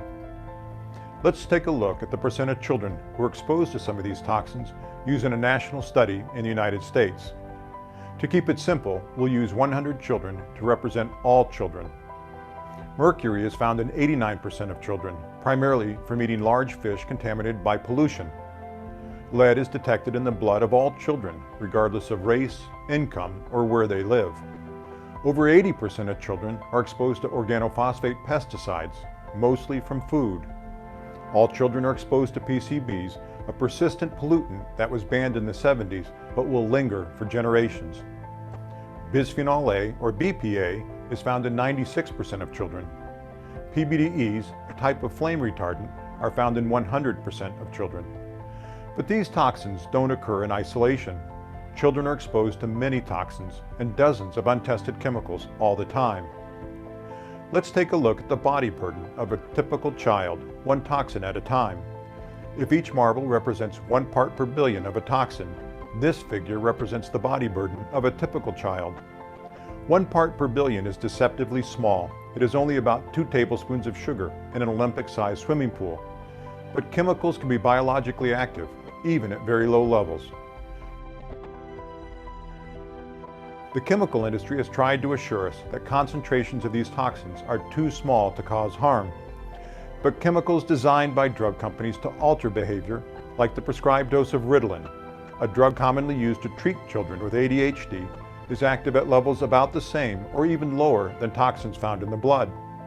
Besides, a lot of studies have shown that some chemicals can be toxic, even at very low levels. As the body burden of PBDEs in pregnant women increases, the intellectual ability of their children decreases. Let's take a closer look. As the level of PBDEs in mother's blood increases from 10 to 100 parts per billion, the IQ scores of their children drop by about 5 points. We see a similar pattern with organophosphate pesticides. As the level of organophosphate pesticides in pregnant women increases from 10 to 75 parts per billion, the IQ scores of their children drop by about 5 points. In the 1960s, hundreds of children died from severe lead poisoning every summer. Since then, much lower levels of exposure have been shown to result in learning deficits and brain disorders like ADHD. In fact, the World Health Organization and other agencies agree there is no safe level of lead exposure. As the level of lead in children's blood increases from 0 to 100 parts per billion, IQ scores drop by about 6 points. In contrast, an increase from 100 to 200 parts per billion results in an IQ drop of 2 more points. An increase from 200 to 300 parts per billion results in an IQ drop of another point. The impact of toxins on the developing brain is permanent. Children who are more heavily exposed to toxins won't reach the same peak cognitive ability as those who have lower exposures. These studies show that there is no safe level of exposure. They also indicate that the way we regulate toxins, which assumes there is a safe level, fails to protect children. The chemical industry argues that the effect of toxins on children is subtle and of little consequence. But that's misleading. Little shifts in children's IQ scores have a big impact on the number of children who are challenged or gifted. Let's go back to our original sample of 100 children and look at a typical distribution of IQ scores. Most of us have IQ scores that fall between 85 and 115 points. Only 2.5% of children have an IQ above 130, which is considered gifted. There are about 6 million children in this group. On the other end of the distribution, another 2.5% of children have an IQ below 70, which is considered challenged. The impact of exposure to a toxin like lead causes a 5-point drop in IQ. This shift results in a 57% increase in the number of children that are challenged, from 6 million to 9.4 million. There is a corresponding decrease in the number of children that are gifted, from 6 million to 2.4 million. Little shifts matter. The impact of exposure to another toxin, like flame retardants, results in a further increase in the number of children who are challenged, from 9.4 million to over 11 million. There is a further decrease in the number of gifted children. Although many or even most chemicals are harmless, the cumulative impact of exposures to 3 or 4 toxins is overwhelming to imagine. In Canada and the United States, chemicals are used in consumer products and released into the environment before they are tested for toxic effects. By allowing children to be exposed to toxins or chemicals of unknown toxicity, we are unwittingly using our children as part of a massive experiment. But it doesn't have to be this way. Like the European Union, we could require industry to prove that the chemicals they use aren't toxic before they enter the market. How can we avoid exposures to toxins or chemicals of unknown toxicity? The ultimate solution is to revise how we regulate chemicals. Consider writing a letter to your government representative and urge them to require industry to test their products before they are put on the market. There are a few simple ways you can reduce your child's exposure to toxins. Eat fresh or frozen foods. If possible, choose organic. Try to avoid canned foods and steer clear of heavily processed foods. If you are pregnant or planning to become pregnant, eat fish low in mercury. Don't use pesticides in and around your home. Check your home for lead hazards, especially if it was built before 1960. Frequent cleaning of floors and surfaces can help reduce children's exposures to lead, flame retardants, and other toxins and house dust.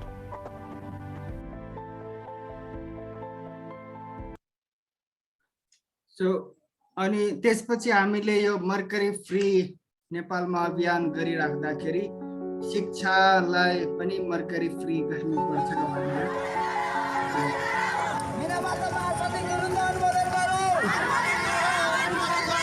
Mercury मुक्त चितवन सहर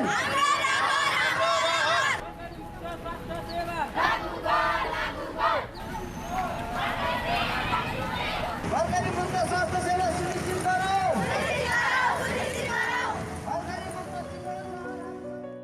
नेपालमा 1 दशकदेखि जनस्वास्थ्य तथा वातावरण प्रवर्धन केन्द्र सिफेडले mercury उन्मूलन सम्बन्धमा अनुसन्धानमा आधारित प्रकाशनहरू, जनचेतना तथा क्षमता अभिवृद्धि कार्यक्रमहरूसँगै नीतिगत पैरवी गर्दै आएको छ। सम्बन्धित सरकारी निकायहरू, स्वास्थ्य मन्त्रालय, वातावरण मन्त्रालय, महानगरपालिका, पेसागत सङ्घ संस्था, नेपाल डेन्टल एसोसिएसन, निजी अस्पताल समन्वय समितिहरूको सहकार्य एवं सहयोगमा नेपालको स्वास्थ्य क्षेत्रलाई मर्करी मुक्त गराउन अभियान नै सुरु गरेको छ। अहिले चाहिँ धेरै जसो मर्करी प्रयोग चाहिँ हामीले डेन्टल कलेजमा नै बढी देखिरहेछ। अहिले यति जुन कलेजेसहरुमा भइरहेछ हैन, त्यो चाहिँ युनिभर्सिटीले त्यसको महत्त्व बुझेर, त्यसको हेजार्ड बुझेर चाहिँ अब करिकुलममा चाहिँ त्यसको चेन्जेसहरु ल्याउने चाहिँ एकदम अहिले हाई टाइम हो हैन। यदि यो करिकुलम रिभिजन भएर आयो भने यतिकै पनि हामीले प्र्याक्टिकली यो अमालगमको युज न्यून जस्तो नै भइसकेपछि हामीले किन नयाँ चलेको ट्रेन्ड हामी स्टुडेन्टलाई नसिकाउने। म के भन्न सजेसन दिन चाहन्छु भने हाम्रो जुन डेन्टल सर्जनहरूलाई चाहिँ हामी किन इन्भाइरोमेन्टको अगेन्स्टमा अनफ्रेन्डली मटेरियल युज गर्ने, त्यसको सट्टामा हामी अल्टरनेटिभ सोर्सहरू जब कि इक्वल्ली बेटर हैन, जस्तो अरू फिलिङहरू छन् त्यो पनि इक्वली बेटर छ। त्यही भएर अब यो मर्करीलाई हामीले फेज डाउन गर्दै लगेर फाइनली यो युज चाहिँ बन्द गर्नुपर्छ। नेपाल सरकारले 2069 सालमै मर्करीयुक्त उपकरणहरूको आयात, खरिद एवं प्रयोगमा प्रतिबन्ध लगाएको छ। स्वास्थ्य तथा जनसङ्ख्या मन्त्रालयले मर्करीयुक्त उपकरणहरू 15 वर्ष मुनिका बालबालिकाहरू, गर्भवती र स्तनपान गराइरहेको महिलाहरूमा मर्करी डेन्टल अमलगमको प्रयोग तत्काल पूर्णतया प्रतिबन्ध लगाउने र अन्य उमेर समूहमा पनि मर्करी डेन्टल अमलगमको प्रयोग 5 वर्षभित्र पूर्णतया प्रतिबन्ध लगाउने निर्णय गरेको छ। साथै सबै विश्वविद्यालयहरू, स्वास्थ्य विज्ञान प्रतिष्ठानहरू र सिटिभिटी अन्तर्गतका दन्त चिकित्सा शिक्षाको पाठ्यक्रमहरूमा पनि मर्करी डेन्टल अमलगमको प्रयोग प्रतिबन्ध लगाउने गरी अनिवार्य सुधार गर्ने निर्णय भएको छ। हाम्रो कलेजेसमा यो करिकुलम राख्नै पर्यो। जुन करिकुलममा मर्करीको लागि क्याभिटी कटिङ यस्तो उस्तो भनिरहेछौँ त्यो काटेर त्योभन्दा अल्टरनेटिभ थेरापी, अल्टरनेटिभ फिलिङ्स के छ त्यसलाई अलिकति फोकस गरिदिनु पर्यो, सो द्याट विद्यार्थी पनि बाहिर निस्किनु पर्दैन, ओके यो हामीलाई त सिकाएको छैन भने पनि होस्। र अर्को चाहिँ उनीहरूलाई पनि ज्ञान होस् कि सिल्भर मर्करीको टक्सिसिटी के हो, यसले के हानि गर्छ, यसलाई अलिकति एम्फसाइज गर्नु पर्यो होइन हाम्रो एजुकेसन सिस्टममै। प्लस अब सरकारले पनि अवेरनेस प्रोग्रामहरू लिएर आउनु पर्यो। अहिले आएर चाहिँ हामीले के गरिरहेको छौँ भने 3-4वटा बुँदामा हामीले ओके भनेको छौँ। त्यो मध्ये एउटा बच्चाहरूको दाँतलाई होइन डिसिडियस मिल्क टिथ भनौँ न त्यो त्यसमा, अनि 15 वर्ष मुनिको बच्चाहरूलाई र प्रेग्नेन्ट एन्ड ब्रेस्ट फिडिङ मदर्समा यो अहिले नगरौँ भन्ने कुराहरू भएको छ नेपालको परिप्रेक्ष्यमा। र यो अहिले चाहिँ धेरै ठाउँमा मिनिमा त यो कन्भेन्सनहरूले अनुसार पनि त्यही भनेको छ। त्यही कुरालाई चाहिँ हामीले नेपालमा पनि फलो गरिरहेको छौँ। हामीले आफैबाट सुरुवात किन नगर्ने त, हामी आफै नै यसमा किन नलाग्ने त भनेर एउटा सोच बनाएर चाहिँ डेन्टिस्ट्रीलाई मा चाहिँ हामीले अबदेखि चाहिँ अमालगमको मर्करीयुक्त फिलिङ्सको युज नगर्ने भन्ने कुराहरू सोचेर हामीले 3 बुँदे समझदारी गऱ्यौँ। जुन चाहिँ पहिलोचोटि चाहिँ सेन्ट्रल एनडिएले पनि उहाँहरूले साइन गरिसक्नु भएको थियो र आउटसाइड द सेन्ट्रलको हकमा चाहिँ हामी फर्स्ट ब्रान्च हो जसले चाहिँ मर्करी मुक्त सहर घोषणा गऱ्यौँ डेन्टिस्ट्रीको हकमा चाहिँ। डेन्टिस्टलाई पनि पेसेन्टलाई पनि प्लस वेस्ट म्यानेजमेन्ट राम्रोसँग नहुँदाखेरि इन्भाइरोमेन्टलाई पनि असर गर्ने हुनाले चाहिँ हामीले अमालगम चाहिँ युज नै गर्दैनौँ। त्यसको बदलामा हामीले कम्पोजिट जिआइसीहरू युज गर्छौँ रेस्टोरेसनको लागि। अरू डेन्टिस्टहरू अथवा अरू डक्टरहरूलाई पनि प्लिज यो अमालगम चाहिँ युज गर्न छोडिदिनुहोस्, त्यसको बदलामा राम्रो राम्रो अरू रेस्टोरेटिभ मटेरियलहरू छ त्यसलाई युज गर्नुहोस्। मानव गतिविधि र अन्य क्रियाकलापहरूबाट उत्सर्जन हुने मर्करीबाट जनस्वास्थ्य र वातावरणलाई जोगाउने उद्देश्य बोकेको सन् 2013 अक्टोबर 10 तारिकको दिन चाहिँ मिनामाता मर्करी महासन्धिमा हामी हस्ताक्षर गरेका छौँ र यसलाई अनुमोदन गर्ने प्रक्रियामा पनि हाम्रो देश रहेको अवस्थामा स्वास्थ्य क्षेत्रलाई मर्करी मुक्त पनि बनाउने अभियान हामीले छेड्यौँ र यो अन्तर्गत हामीले मर्करी मुक्त दन्त चिकित्सा सेवा, मर्करी मुक्त दन्त चिकित्सा शिक्षा र मर्करी मुक्त स्वास्थ्य सेवाको बारेमा विभिन्न चरणमा अभिमुखीकरण तालिमहरू पनि दिँदै गयौँ। चितवनमा मात्र अथवा भरतपुरमा मात्रै होइन कि यस्ता किसिमका वातावरण मैत्री स्वास्थ्य संस्था जन्य फोहोर व्यवस्थापन र मर्करी मुक्त स्वास्थ्य सेवा, मर्करी मुक्त दन्त चिकित्सा सेवा देशका अन्य सबै सहरहरूबाट, देशका अन्य सबै अस्पतालहरूबाट यस्ता किसिमका इनिसिएटिभहरू, यस्ता किसिमका कार्यक्रमहरू गर्दै गयो भने पक्कै पनि नेपालको स्वास्थ्य क्षेत्रबाट दीर्घायु प्रदूषण पप्सको उत्सर्जन चाहिँ बिल्कुलै उन्मूलन गर्न सकिन्छ भने मर्करी मुक्त स्वास्थ्य सेवा, मर्करी मुक्त दन्त चिकित्सा सेवा पनि सबैबाट पहिलाउन सकिन्छ र यसले गर्दाखेरि जनस्वास्थ्य र वातावरणमा यी पप्स र मर्करीबाट पर्ने असरहरूलाई पूर्णतया निर्मूलीकरण गर्न सकिन्छ। यसरी सबै सम्बन्धित सरकारी निकाय, स्थानीय निकाय, पेसागत सङ्घ संस्था र जनस्वास्थ्य तथा वातावरण प्रवर्धन केन्द्रको अथक प्रयाससँगै विभिन्न दातृ निकायहरूको सहयोगमा नेपालको स्वास्थ्य सेवा, दन्त चिकित्सा सेवा र स्वास्थ्य शिक्षा मर्करी मुक्त हुन थालेको छ। यसले नेपाल सरकारले अनुमोदन गर्न गइरहेको मीनामाता मर्करी महासन्धिको कार्यान्वयन गर्न सहयोग पुग्नुका साथै मानव स्वास्थ्य तथा वातावरण संरक्षणमा समेत टेवा पुग्नेछ।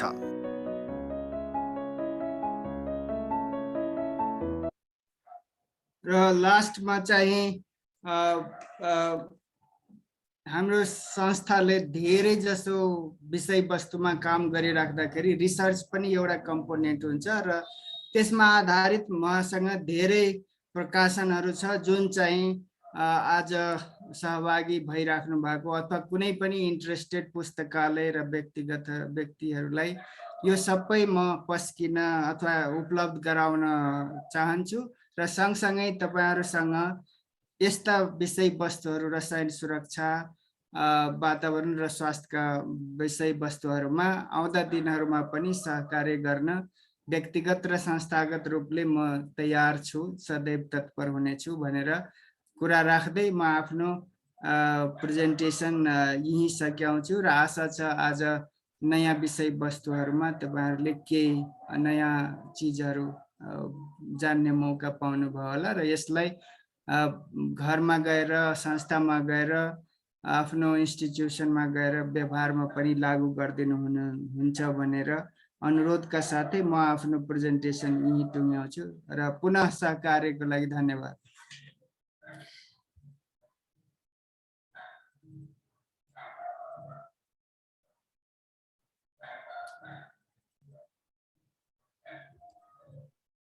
भोला सर आइपुग्नुभयो?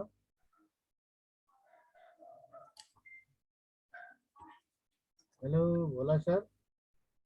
भोला सर अनम्युट गर्नु होला सर, हजुरको आवाज आएको छैन। ल भयो। अब आवाज आयो? हेलो, अब आवाज आयो है अहिले?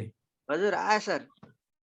सबै सरहरूलाई नमस्कार। म 10-15 मिनटमा चाहिँ मेरो चाहिँ नेट गएको हुनाले म जोडी अघि पाएन, तर हाम्रो राम चरित्र शाहकोबाट चाहिँ म चाहिँ जोडिएर मैले सुन्नमा आएँ र विशेष गरेर यो चाहिँ अनुसन्धानमा आधारित र मर्करी र टक्सिक फ्री मुक्त चाहिँ समाज चाहिँ बनाउनु अति जरुरी रहेछ भन्ने कुराहरू चाहिँ आजको यस प्रेजेन्टेसनबाट थाहा भयो र हामी पनि रामचरित्र शाहसँग हामी सँगै छौँ। अब हामी यस अभियानमा हाम्रो पनि तपाईँलाई साथ रहनेछ। आज जति पनि छ यो ज्यादै नै उपयोगी र ज्यादै नै राम्रो लाग्यो र यो चाहिँ हामीले जनचेतना चाहिँ जगाउनै पर्छ।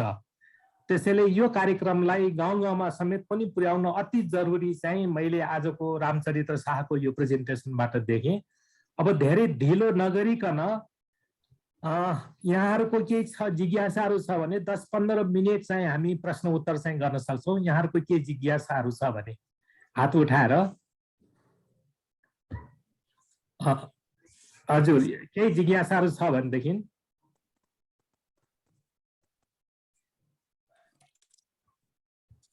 हेलो, बलराम पौडेलजीले हात उठाउनु भएको छ सर। हो, ल बलराम सर, ल एकचोटि केही जिज्ञासाहरू राख्नु होला आफ्नो। हस्, धन्यवाद सरलाई अनि हाम्रो प्रस्तुत गर्ने के अरे हाम्रो रामचरित्र सरलाई पनि धेरै धेरै धन्यवाद। निकै एजुकेटिभ प्रोग्राम लाग्यो र अब यो के अरे यो प्रस्तुतिकै क्रममा मलाई एक दुईवटा मात्रै जिज्ञासा थप यसमा चर्चा नभएको। एउटा चाहिँ यो तरकारीसँग सम्बन्धित, अब हामीले फ्रेस भेजिटेबल्सहरू मार्केटबाट लिएर आएर खान्छौँ होइन, र त्यो प्रस्तुतिमा पनि थियो। अब यो कन्ज्युमरको लेभलमा आएर हेर्दाखेरि अब यसले चाहिँ कन्ज्युमरले बेसिक प्रिकसन्सहरू के लिन सकिन्छ र अनि जसले गर्दाखेरि विषादीको जुन रेसिडुअल इफेक्ट्सहरू अलिक कम हुन सक्छ होइन। त्यसमा थोरै केही अनुसन्धान भएको छ अथवा त्यसमा यहाँको रामचरित्रजीको केही चाहिँ ओपिनियन्सहरू छ भने दिनु होला। कसैले नुन पानीमा डुबाएर राख्दाखेरि हुन्छ भन्ने छ, कसैले तातो पानीले धोएर गर्दा हुन्छ भन्ने छ, कसैले चाहिँ रेफ्रिजिरेटरमा राख्नु हुँदैन, रेफ्रिजिरेटरमा राख्यो भने विषादी पनि प्रिजर्भ भइराख्छ, त्यसैले बाहिर ओइलाएको खानुपर्छ भन्ने छ हैन। यस्तो खालको चाहिँ डिफ्रेन्ट खालको चाहिँ भनौँ न रिकमेन्डेसन्सहरू यो खासमा कृषि विज्ञहरूले अथवा कृषिमा पनि यो पेस्टिसाइड्स, यो एन्टोमोलोजी, अरू यो विभिन्न विषयहरू चाहिँ अध्ययन गर्ने चाहिँ साथीहरूले भनिराखेको सन्दर्भमा मैले यो जोड्न खोजेँ। हामीले लिनुपर्ने मिनिमम प्रिकसन्सहरू यो लियो भने कम्तीमा त्यो रेसिड्युअल चाहिँ कम हुन सक्छ भनेर चाहिँ त्यसमा के गर्ने होला भनेर जान्न चाहेको एउटा। दोस्रो चाहिँ यो दुधको र अनि यो के भन्छ कुखुराको मासु। अहिले कुखुराको मासु यो व्यावसायिक खेती गर्दाखेरि यिनीहरूलाई धेरै दाना खुवाउने, दानामा विषहरू भनौँ न औषधि जन्ने यो चिजबिजहरू चाहिँ खुवाउने छिटो वृद्धि गर्नको लागि र अनि त्यसको चाहिँ रेसिड्युअल इफेक्ट चाहिँ अब बच्चाहरूले फेरि खसीको मासु नखाने, अब यो मासु खानेले धेरै कुखुराको मासु खाने र त्यो सिधै विष चाहिँ के अरे भान्सासम्म अब हामी सबैलाई मा जाने। त्यसले यसको अवस्था के छ भनेर मैले दोस्रो जिज्ञासा राख्न चाहेँ। र तेस्रो चाहिँ यो दुधमा यो अहिले धेरै जसो थाइराइडको समस्या हुनेकोमा डक्टरलाई अरू आयुर्वेदको अरूतिर मान्छेहरूलाई सोद्धाखेरि यो दुधको कारणले यस्तो भएको हो। अहिले चाहिँ जर्सी गाईहरू पाल्ने र अनि त्यसलाई चाहिँ यो अननेचुरल फुडहरू चाहिँ दिने। अब यो अब हामीले ट्रेडिसनल्ली घाँस खाएर अथवा भनौँ न चाहिँ दुध दिनेवाला गाईको दुध त खाँदैनौँ। त्यसैले अब यो खालको समस्या दुधमा पनि रेसिड्युअल इफेक्ट्सहरू आउने र अनि हाम्रो भान्सामा जाने। सधैँ दुध खाँदै गर्दाखेरि अब हामी दुधमा पाउने के अरे खाद्य चाहिँ हाम्रो चाहिँ वस्तुहरू भन्दा अखाद्य वस्तुहरू र विषाक्त चिजबिजहरू बढी हुन्छ भन्ने खालको कुरा छ। मैले यो तीनटा चिजबिजहरूमा थोरै चाहिँ जिज्ञासा चाहिँ राखेँ र मैले चाहिँ एकदमै एप्रिसिएट गर्छु हाम्रो रामचरित्र शाहजीलाई। उहाँको चाहिँ अत्यन्तै राम्रो कार्यक्रम, अत्यन्तै चाहिँ फलदायी कार्यक्रम लाग्यो र यसलाई सक्दो बढीभन्दा बढी चाहिँ हामीले यसलाई चाहिँ डिसेमिनेट गर्नुपर्छ, बाहिर लानुपर्छ जस्तो मलाई लाग्यो। ल म यति कुरा राखेर आफ्नो कुरा धन्यवाद। यसको छोटो उत्तर दिनु पर्ला। धन्यवाद बलराम सर। खास गरी उहाँको प्रश्नमा कतिपय आन्सरहरू पनि थियो। सो वास्तवमा सबभन्दा त सकेसम्म prevention is better than cure जो प्रिन्सिपल छ हामी सुन्दै आएको। सकेसम्म कम विषादी प्रयोग गर्ने, कम फर्टिलाइजर प्रयोग गर्ने, अर्ग्यानिक बेसमा चाहिँ जाने, ती कुराहरू सँगसँगै तपाईँले भने जस्तै वास्तवमा तरकारीमा पाइने विषादीहरूको न्यूनीकरण कसरी गर्न सकिन्छ एटलिस्ट कन्ज्युमर लेभलमा भनेपछि सरले दुई चारवटा सुझाएका विषयवस्तु नै हुन् र कतिपय इभन रिसर्चले पनि जसरी रेसिड्युअल एउटा पेस्टिसाइडको रेसिड्युअल टाइम हुन्छ त्यो एप्लाई गरिसकेपछि त्यतिसम्म पर्खेर मात्रै टिप्नुपर्छ। पहिलो कुरा त त्यही भइगयो घटाउने। दोस्रो चाहिँ त्यो हाम्रो भान्सामा आइसकेपछि, किचनमा आइसकेपछि पानीले पखाल्ने, मल्टिपल टाइम्स पखाल्ने अथवा कुनै बोक्रायुक्त तरकारी छ भने बोक्रा ताछेर निकाल्ने। जसरी आलु पकाउँदाखेरि कसैले बोक्रा सहित पकाउँछ, कसैले बोक्रा ताछेर पकाउँछ। सम्भवतः बोक्रा ताछेर पकाउँदाखेरि धेरै जस्तो अथवा सर्टेन, सबै त जाँदैन किनभने each chemicals has its own characteristics. So त्यसै गरी नुन पानी, तातो पानी पखाल्ने, जतिसम्म बढी पखाल्ने त छँदैछ। सबभन्दा मेन कुरा के हो भने हामीले कसरी घटाउन सक्छौँ त्यसको प्रयोग। खेतीदेखि लिएर बजारसम्म आइराख्दाखेरि र मैले त्यो निवेदन पनि गरेको थिएँ बिचमा, जसरी त्यो कुराहरूलाई एकदमै स्वास्थ्य मैत्री र वातावरण मैत्री नेपाल सरकारको निर्णय थियो एकताका। नेपालमा आउने जसरी 50% भेजिटेबल त तपाईको बाहिरबाट आउँछ, नेपाल काठमाडौँको मार्केटको, नेपालको यदि डिमान्ड हेर्ने हो भने, र त्यसमा बाई एन्ड लार्ज इन्डियाबाट आउँछ। र नेपाल सरकारको जो निर्णय थियो जुनसुकै ओरिजिनबाट, चाइना अथवा जुनसुकै ओरिजिनबाट आए पनि नेपालमा इम्पोर्ट हुने हरेक तरकारीमा र फलफुलमा चाहिँ विषादीको टेस्ट हुनुपर्छ। एकातर्फ हामी कहाँ पूर्वाधारको कमी थियो, अर्को चाहिँ पोलिटिकल विलनेस हुँदै पनि त्यसमा चाहिँ डिप्लोमेटिक मिसनहरूले चाहिँ जुन रोल खेलेर किल गर्यो त्यसलाई चाहिँ हामी रेसिस्ट गर्न पर्छ। मिल्क र मिटको जहाँसम्म कुरा छ, वास्तवमा अध्ययन चाहिँ हामीले त गरेका छैनौँ, तर नेपालमा यो मिटमा अथवा मिल्कमा यो डिएफक्युटी छ हैन, खाद्य नेपाल खाद्य तथा प्रविधि प्रयोगशाला र विभागै छ।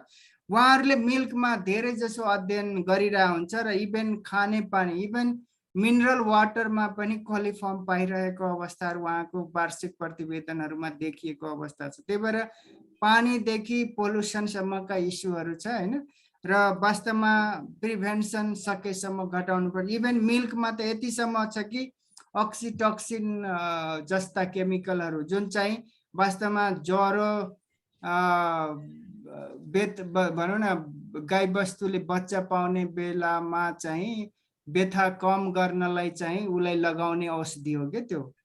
र त्यो औषधि चाहिँ बढी दुध दिनको लागि अथवा हार्भेस्ट गर्नको लागि त्यो औषधि जुन चाहिँ बच्चा पाउने बेलामा व्यथा कम गर्नलाई गाई बस्तुलाई दिने औषधि चाहिँ इन्जेक्सन चाहिँ जुनसुकै इभन बच्चा पाउनुभन्दा अगाडि पनि युज गरे हुन्छ र फलस्वरूप बढीभन्दा बढी दुध हार्भेस्ट गर्छ। र यदि त्यसले इन्ड्युस्ड गरेको दुध हार्भेस्ट गर्छ भने त्यो केमिकल अक्सिटोक्सिन जस्ता केमिकलहरू त्यहाँ, एन्टिबायोटिकहरू धेरै यो मिटमा पनि पाइरहेछ। सो मैले अब समस्या चाहिँ हरेक क्षेत्रमा छ, सम्बन्धित निकायहरू हरेक क्षेत्रलाई हेर्ने पनि छन्। उहाँहरूले चाहिँ प्रिभेन्सनदेखि लिएर कन्ट्रोल मेजरहरू र जति बनेको छ अहिलेसम्म ऐन कानुन मापदण्डहरूको प्रभावकारी कार्यान्वयनहरू र सबभन्दा बढी चाहिँ उपभोक्ता पनि सचेत चाहिँ हुनु पर्यो सँगसँगै। धन्यवाद। अनि सर थाइराइडको कुरा भन्नुभएको छ उहाँले, यो थाइराइड चाहिँ बढिरहेको छ भन्ने, यो यसको के प्रभाव हो कि भन्ने कुराहरू हुन सक्छ। अब म अब टेक्निकल अथवा यो विज्ञानमा बेस मान्छे भएकोले मैले आफै अध्ययन अथवा त्यस्तो रेफरेन्स हेर्न त पाएको छैन, तर मोस्ट लाइकली हुन सक्छ यो लिङ्केज र त्यस्तो रेफरेन्सहरू चाहिँ हुन सक्छ। हजुर, किनभने धेरै जसो केमिकल मैले जुन EDC को कुरा गरेँ, इन्डोक्राइन डिस्ट्रप्टिङ केमिकल्सहरू हो यो पेस्टिसाइडहरू पनि, र त्यस हाइली हेजार्डस पेस्टिसाइड EDCहरू छन् र त्यसले चाहिँ थाइराइडसँग सिधै लिङ्क पनि राख्छन्। सो क्वाइट पोसिबल छ त्यो घटनाहरू। हजुर, धन्यवाद सर। अरू कसैको साथीहरू कसैको छ? रेशमाजीले हात उठाउँदै हुनुहुन्छ। नमस्ते सर। नमस्ते, धेरै धेरै धन्यवाद सर। यो हाम्रो पुस्तकालय दिवसको सेरोफोरोमा हाम्रो एकदम राम्रो प्रोग्राम भएको छ। मेरो क्वेसन चाहिँ राम सर हजुरको प्रेजेन्टेसन धेरै इन्फर्मेटिभ थियो, थ्याङ्क यू। हजुरलाई एउटा क्वेसन चाहिँ यो हाम्रो मर्करी र यो लिडले चाहिँ कसरी हाम्रो मेन्टल हेल्थसँग रिलेटेड छ कि छैन, हेल्थ इज वेल्थ नै भनिन्छ होइन सर। अनि यो मेन्टल्ली चाहिँ कतिको इफेक्ट हुन्छ यो यस्तो यो कन्जम्सनले? एक्ज्याक्टली तपाईँले वास्तवमा मर्करी न्युरोटक्सिक केमिकल हो क्या, त्यो मेन्टली स्नायु प्रणालीमै नै असर गर्छ। र तपाईँले त्यो सानो क्लिपमा जुन मान्छे ब्यालेन्स भइरहेको थिएन, उठ्न सकिरहेको थिएन अथवा राम्रोसँग त्यो चिया खान खोज्छ तर मुखमा जाँदैन ग्लास, सो त्यो चाहिँ बेसिकली मेन्टली नै डिस्टर्बेन्स हो। कम्युनिकेसन, मोटर कम्युनिकेसन हुन्छ, त्यसलाई तपाईँले सोच्ने एउटा हुन्छ तर कम्युनिकेसन गर्न सक्दैन कम्युनिकेसन अर्गनले। सो तपाईँ मुखमा लाने गिलास चाहिँ काननिर पुगिसकेको हुन्छ। तपाईँ त्यो घटना सिधै पाटनको छेउछाउमा अथवा यो कृष्ण मन्दिरको छेउछाउमा अथवा अहिले आएर त इभन हिमाडोलमा तपाईँले हात कामिरहेको त्यो मेटल प्लेटिङ सुनको जलप लगाउने मानिसहरूमा सिधा नाङ्गो आँखाले हेर्न सक्नुहुन्छ आजको दिनमा पनि। त्यही भएर यो लेड मर्करीहरू एकदमै टक्सिक हो, न्युरोटक्सिक हो, यो हाम्रो शरीरलाई बिल्कुलै चाहिँदैन। त्यही भएर there is no safe level of lead भन्छ, कुनै पनि मात्रा हाम्रो लागि सुरक्षित होइन। र मैले पहिले भनिहालेँ मर्करी त स्वयं नै न्युरोटक्सिक केमिकल हो, सो त्यो इट इज इम्प्याक्ट सिधै स्नायु प्रणालीमा चाहिँ असर गर्छ दिमाग र आइक्यूहरू। जसरी लेडको केसमा तपाईँले हेरिहाल्नुभयो, जति जति बढी लेड हुन्छ पढ्ने लेख्ने स्मरण क्षमता त्यति त थोरै हुन्छ, घट्दै जान्छ। स्कुल पर्फर्मेन्स चाहिँ घटेको अध्ययनहरू छ। नेपालमै पनि इकोनोमिक इम्प्याक्ट कति हुन्छ लेड टोक्सिसिटीले वार्षिक रूपमा भने $1.5 बिलियन वार्षिक रूपमा क्षति भइरहेछ लेडको एक्सपोजरबाट, जुन चाहिँ नेपालको टोटल जीडीपी को 4% हुन आउँछ र लेडसँग रिलेटेड बिजनेसबाट नेपाल सरकारले त्यति बराबरको they don't get even revenue. धन्यवाद सर, धन्यवाद सर। अब फेरि अरू कसैको के छ भने एकछिन गर्छु न, अब समय पनि हाम्रो एकदमै भइसकेको छ, लैजले समय लागिसकेको छ। जानकी म्याडमले जानकी म्याम र नवीनजीको दुईजनाको आएको छ। पहिला जानकी म्याम, तपाईको ठीक छ, भन्नुहोस् त। प्रेजेन्टेसन साह्रै राम्रो लाग्यो, एकदम उपयोगी पनि छ। त्यसमा चाहिँ सबै क्षेत्रलाई समेट्नु भएको छ सरले। अनि एउटा सानो कुरा चाहिँ मलाई अलिकति जिज्ञासा लागेको कुरा म सोध्न चाहेँ सरसँग। मेरो क्वेरी चाहिँ के छ भनेदेखि सरहरूले सबै क्षेत्रलाई समेट्नु भएको छ, अब महिलाको स्वास्थ्यदेखि बच्चाहरूको स्वास्थ्यदेखि सबै कुरा। मलाई चाहिँ एउटा चाहिँ खसखस चाहिँ के लाग्यो भने एउटा के अरे यो सरहरूले जुन हाम्रो किचनमा प्रयोग हुने सामानहरू छ नि, जुन भाँडाकुँडाहरू हामी खाना पकाउँछौँ के गर्छौँ, धेरै किसिमको अहिले नन स्टिकहरू अनेक थरी आएको छ सजिलोको लागि प्रयोगको लागि होइन, जुन एक किसिमले हाम्रो पुरानो भाँडाकुँडा लोप भए जस्तै छ अहिले। यसमा चाहिँ हजुरहरूले केही रिसर्च गर्नुभएको छ कि छैन, के कस्तो छ यसको असर चाहिँ भन्दा अलिकति मेरो चाहिँ यो एउटा मात्रै हो सरलाई। धन्यवाद जानकी म्याडम। वास्तवमा नन स्टिकको एकदमै इस्यु छ र हामीले त्यो अध्ययन पनि गरेका छौँ र यो टेफ्लोन फ्री भन्छ, तर त्यसले चाहिँ अर्को केमिकलहरू त्यो नन स्टिक बनाउनलाई नै अर्को केमिकलहरू राखेको हुन्छ र त्यो बिस्तारै चाहिँ वान अफ द लेडको एक्सपोजरको सोर्स त्यो नन स्टिक भाँडो पनि हो र सकेसम्म नन स्टिक प्यानहरू युज गर्न एभोइड गर्दा चाहिँ एभोइड गर्न म सजेस्ट गर्छु। एउटा सानो सर, अनि यसपछि हामी राइस कुकर प्रेसर कुकर छन्, यसको चाहिँ के छ साइड इफेक्ट? प्रेसर कुकरहरूको त साइड इफेक्ट त्यस्तो चाहिँ छैन। अब त्यो टाइमको हिसाबले अध्ययन मैले त्यस्तो हेरेको छैन अथवा गरेको पनि छैन र एउटा यति मात्र हो कि प्रेसर कुकरहरू त्यो सिटीमा त्यसलाई गरुङ्गो पार्नलाई चाहिँ त्यहाँ पनि लेडको युज भएको हुन्छ। सो त्यो मेबी एउटा स्रोत चाहिँ हुन सक्छ। अर्को दोस्रो चाहिँ प्रेसराइज कन्डिसनमा त्यो कुक भएको हुन्छ कि it is not the natural kind of things. जसरी हामीले भाँडोमा पकाउँदा र प्रेसराइज कन्डिसनमा पकाउँदाखेरि मेबी दुईटै प्रोस एन्ड कन्स हुन सक्छ। न्युट्रिएन्टहरू कतिपय प्रिजर्भ हुने अवस्था पनि छ भने अर्को चाहिँ अब त्यो मेबी अरू हेल्थसँग रिलेटेड भ्यालुहरू चाहिँ घटेको पनि हुन सक्छ। So I don't have the reference for. हजुर हुन्छ सर, अब हामी समय एकदमै हामीसँग उ छ। अब नवीन सरबाट, नवीन सरको तपाईँ अनम्युट गर्नु होला नवीनजी।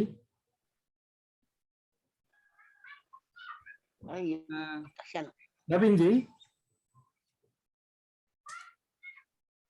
अब छोटोमा है, अब 5-6 मिनटमा सिध्याउनेतिर लाग्नु पर्यो। हजुर हुन्छ हजुर, एकदम छोटो। हाम्रो रामचरित्र सरलाई धेरै धेरै धन्यवाद। आज यहाँ पार्टिसिपेन्ट जस्ट 46 छ। They miss this good opportunity, त्यो भन्छु म। हाम्रो बाल साहित्यकार साथीहरू कतिजना हुनुहुन्छ, लाइब्रेरियन साथीहरू कतिजना हुनुहुन्छ, यसबाट पक्कै पनि उहाँले निकै युजफुल नलेज गेन गर्नुभयो जस्तो लाग्छ। रामचन्द्र शाहले कतिमा स्ट्यान्डर्ड गभर्मेन्टले नै तोकिसकेको छ भन्नुहुन्छ नि, मापदण्डहरू गभर्मेन्टले त तोक्यो, तर we don't know consumer, as a layman consumer we don't know. त्यस कारण तपाईँहरूले मास क्याम्पेन गर्नु पर्यो, door to door user education चाहियो यो विषयमा। अदरवाइज गभर्मेन्टले मापदण्ड तोक्दै गर्छ, ल्याउनेले डिप्लोमेटिक रिलेसनबाट ल्याउँदै गर्छ, हाम्रो पब्लिक हेल्थ बिग्रिँदै जान्छ। त्यही भएर यो डोर टु डोर क्याम्पेन चाहियो फर्स्ट। सेकेन्ड चाहिँ वडामै गएर यस्तो कार्यक्रम बाबा पोसिबल भएसम्म 77 जिल्लाको वडामै गएर यो कार्यक्रम चलाउनु पर्यो जस्तो लाग्यो है चरित्र सर रामचरित्र सर ल खाली सजेसन मात्रै हो तपाईको नवीनजीको हजुर हजुर नमस्कार ल थ्याङ्क यू एकदम राम्रो त्यो प्रेजेन्टेसन अब मेरो क्वेसन के छ भने वी हेभ दिस इन्फर्मेसन्स हैन हामी त रिसर्चबाट आयो अब I want to connect this information with society सोसाइटीमा जानुहोस् त्यहाँ मार्केट छ पोलिटिकल लिडरसिप छ पब्लिक छ सो माई क्वेसन टु हाम्रो दाइलाई what is your effective action plan to change behavior of public or leader? Your mere question.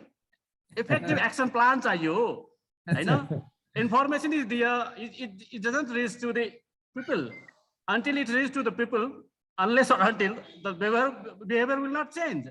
अब यसमा त मैले अघि भने मार्केट छ पोलिटिकल लिडरशिप छ पब्लिक छ so what are your effective action plans to change behaviour of people भन्ने हो धन्यवाद धन्यवाद सायद दुवै क्वेसन करिब करिब सिमिलर छ र door to door ward level अथवा पब्लिकसम्म पुग्ने प्लानहरूको बारेमा वास्तवमा मैले सबै कुरा कतिपय कुरा त यहाँ राख्न सकिनँ हामीले यो लेड पेन्टको क्याम्पेन गरिराख्दाखेरि शिक्षा विभागसँग सहकार्य गरेका थियौँ पेप्सनसँग सहकार्य गरेका थियौँ र हामीले निकालेका रिसर्चमा आधारित पुस्तिकाहरू ब्रोसियरहरू पम्पलेटहरू पोस्टरहरू चाहिँ पेप्सनको नेटवर्क मार्फत 77 जिल्ला मध्ये 75 जिल्लामा हाम्रो पोस्टरहरू पुगेको थियो स्कुलमा चाहिँ पुगेको थियो त्यसै गरी अहिले चाहिँ नेपाल डेन्टल एसोसिएसनसँग काम गरिराख्दाखेरि देशभरिका डेन्टल डाक्टर त्यसमा आबद्ध छ र उहाँहरूको इभन जनरल एसेम्ब्लीहरू हुँदाखेरि त्यहाँ गएर यी विषय वस्तुको बारेमा चाहिँ हामीले कुरा गरेका छौँ र हरेक कुनामा चाहिँ यो कुरा पुगेको छ त्यसभन्दा बाहेक रेडियोबाट टेलिभिजनबाट र तपाईले भने जस्तै इभन प्रदेश स्तरीय तपाईँ त्यो भिडियोमा हेर्नु भएको छ 2 नम्बर प्रदेश अथवा 1 नम्बर प्रदेश भर्खरै गत साल हामीले 4 वटा प्रोभिन्सको सरकारी निकायसँग सहकार्य गरेर यी केमिकलका विषय वस्तुलाई चाहिँ बढीभन्दा बढी लोकलाइज गर्न चाहिँ खोजेको छौँ इभन कतिपय मेटेरियल कतिपय रेडियो जिङ्गलहरू नेपालीमा बनाइएको छ कतिपय रिपोर्टहरू नेपालीमा खास गरी इभन ल्याङ्ग्वेज हिसाबले पनि सकेसम्म ग्रासरुटलाई पनि पुगोस् भनेर त्यो हिसाबले पनि बनाइएको छ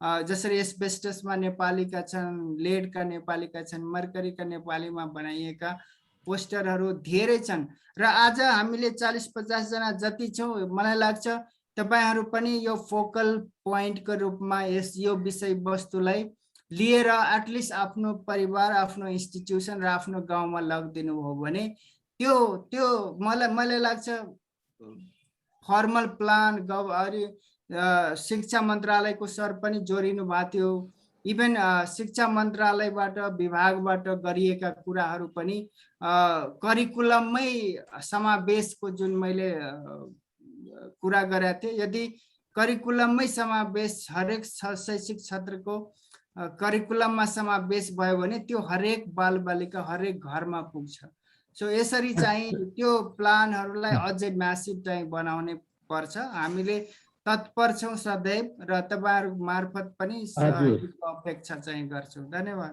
हुन्छ एकदम रामचरित्र इभन मैले लास्टमा जुन स्लाइडको राखेका थिएँ मसँग भएका रेडियो जिङ्गल भिडियो डकुमेन्ट्री पत्र पत्रिकामा निस्केका कुराहरू हाम्रो रिसर्च पब्लिकेसनहरू मैले सबै लाइब्रेरीमा धेरै जसोमा त मैले पुर्याइदिए पनि छु कतिमा अझै तपाईहरु इन्ट्रेस्टेड हुनुहुन्छ भने you can visit us collect almost all र इलेक्ट्रोनिक उपलब्ध कति छ भने म त्यो डाइरेक्ट शेयर गर्न चाहिँ हुन्छ रामचरित्र शाह एकदमै हामी लाइब्रेरी पनि तपाईको साथमा काम गर्न हामी तयार छौं यो कुराहरुलाई हामी गाउँमा पुर्नलाई पनि हाम्रो कम्युनिटी लाइब्रेरीहरु छ वर्ल्ड नेपाल भरि छरिएर बसेका त्यो लाइब्रेरीहरुको लागि पनि तपाईको यो इन्फर्मेसनहरु एकदमै काम गर्छ तपाई एकजनाले मात्रै सक्नुहुन्न यो हामी सबै मिलेर गर्ने काम हो त्यसैले हाम्रो अघि नै मैले भनिसके हामी पनि तपाईको साथमा छौं लाइब्रेरी पनि तपाईको साथमा छ अब धेरै प्रश्नहरु नलियौं अब अन्तमा जाउँ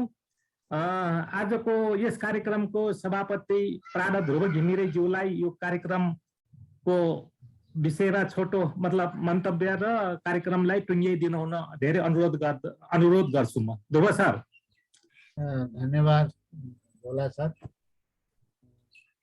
सम्पूर्ण महानुभावहरूमा अभिवादन। हामी सङ्ख्यात्मक दृष्टिकोणले 50 मात्रै हौँला र गुणात्मक दृष्टिकोणले हामी प्रबुद्ध वर्गहरू, सर्जकहरू, नेपाल सरकारका कर्मचारी साथीहरू, विश्वविद्यालयका प्राध्यापकहरू यहाँ सहभागी छौँ। त्यसमा प्रबुद्ध वर्गको जमघट हो यो र हामीले हाम्रो आजको बिहानी अलिक बढी सार्थक भएको छ। हामीले प्रयोग गर्दै आएका कैयन चिजहरू स्वास्थ्यको लागि कति हानिकारक छन् भन्ने कुराको जानकारी, त्यो पनि प्रामाणिक जानकारी, अध्ययनबाट निस्केका निष्कर्षहरूको आधारमा गरिएका अनुसन्धानको आधारमा गरिएका निष्कर्षहरू बारे रामचरित्र शाहले हामीलाई अवगत गराउनुभयो। उहाँलाई धेरै धेरै धन्यवाद दिन चाहन्छौँ। र हामी नेपाल बाल साहित्य समाज बाल साहित्यमा लागि परेका सर्जकहरूको, चित्रकारहरूको संस्था हो र बालबालिकाहरूलाई अन्य कुराहरू सँगसँगै स्वास्थ्यसँग सम्बद्ध र उनीहरूले प्रयोग गर्ने गरेका चिजबिजहरूसँग सम्बद्ध कुराहरू कतिको हानिकारक छन्, त्यसले कहाँ कहाँ के असर गर्छ भन्ने कुरा जानकारी हुनु अति आवश्यक छ। नेपाल सरकारले केही वर्ष पहिलेदेखि नै विज्ञानसँग जोडेर भए पनि वातावरणलाई लिँदै आएको थियो। वातावरण मन्त्रालयहरू पनि छन्, तर जहाँ चाहिनुपर्ने हो उपभोक्तासम्म पुग्नुपर्ने छन्। उपभोक्ता धेरै किसिमका उपभोक्ताहरू हुन्छन्, त्यसमध्ये बालबालिका पनि हुन्। त्यसरी उपभोक्तासम्म चाहिँ पुग्नका लागि यस्ता अध्ययन अनुसन्धानहरू बढी आवश्यक छ र बाल साहित्यका सर्जकहरूले पनि उहाँहरूसँग विचार हुन्छ। त्यो विचारको आधारको रूपमा पनि आजका सूचनाहरूले हामी निकै लाभान्वित भएका छौँ र हाम्रो अनुरोध गराइ छ कि हामी सर्जकहरूलाई उहाँले चाहिँ हामीले कुनै दिन अनुरोध गऱ्यौँ भने हुनसक्छ त्यो भौतिक रूपमा होला या वेबिनारको रूपमा होला। खास गरी बालबालिकाहरू यो चाहिँ हामी सर्जकको रूपमा भयौँ। अझ तल्लो तहमा गएर अहिले बालबालिकाहरू विद्यालय गएका छैनन्, हामीसँग सृजनशील बालबालिकाहरूको पनि समूह छ। उहाँहरूसम्म पनि चाहिँ यो सन्देश पुगोस्, अलि सामान्य भाषामा र व्यवहारिक रूपमा, सैद्धान्तिक रूपमा बालबालिकाहरूमा नभएर व्यवहारिक रूपमा पुगोस् भन्ने हाम्रो चाह हुन्छ। त्यो दृष्टिकोणले रामचरित्र सरलाई हामीले फेरि पनि एकपल्ट दुःख दिन सकौँला। त आजको यो विशेष महत्त्वपूर्ण समय हामीलाई दिनुभएकोमा हामी आयोजकको तर्फबाट सम्पूर्ण सहभागी मित्रहरूमा आभार धन्यवाद व्यक्त गर्दै जुन समय दिनुभयो रामचरित्र शाह सरले, त्यसको लागि उहाँलाई धन्यवाद दिँदै र यहाँहरूको सहभागिताको लागि पुनः धन्यवाद व्यक्त गर्दै आजको यो कार्यक्रम यही अन्त्य भएको निवेदन गर्छु। हस्त धन्यवाद, नमस्कार। धन्यवाद दिनुपर्छ जुन आजको कार्यक्रमको लागि यो मूल्य गराइदिनु भयो। निराजन पराजुली साथ हजुरलाई पनि धेरै धेरै धन्यवाद। रामचरित्र शाहसँग हामी बेला जोडिएका छौँ सर। मैले अझै सरहरूको ग्रुपमा आएर केही कुरा गर्नुपर्छ, मसँग भएका मेटेरियल सेयर गर्नुपर्छ भने I will be more than happy to do that.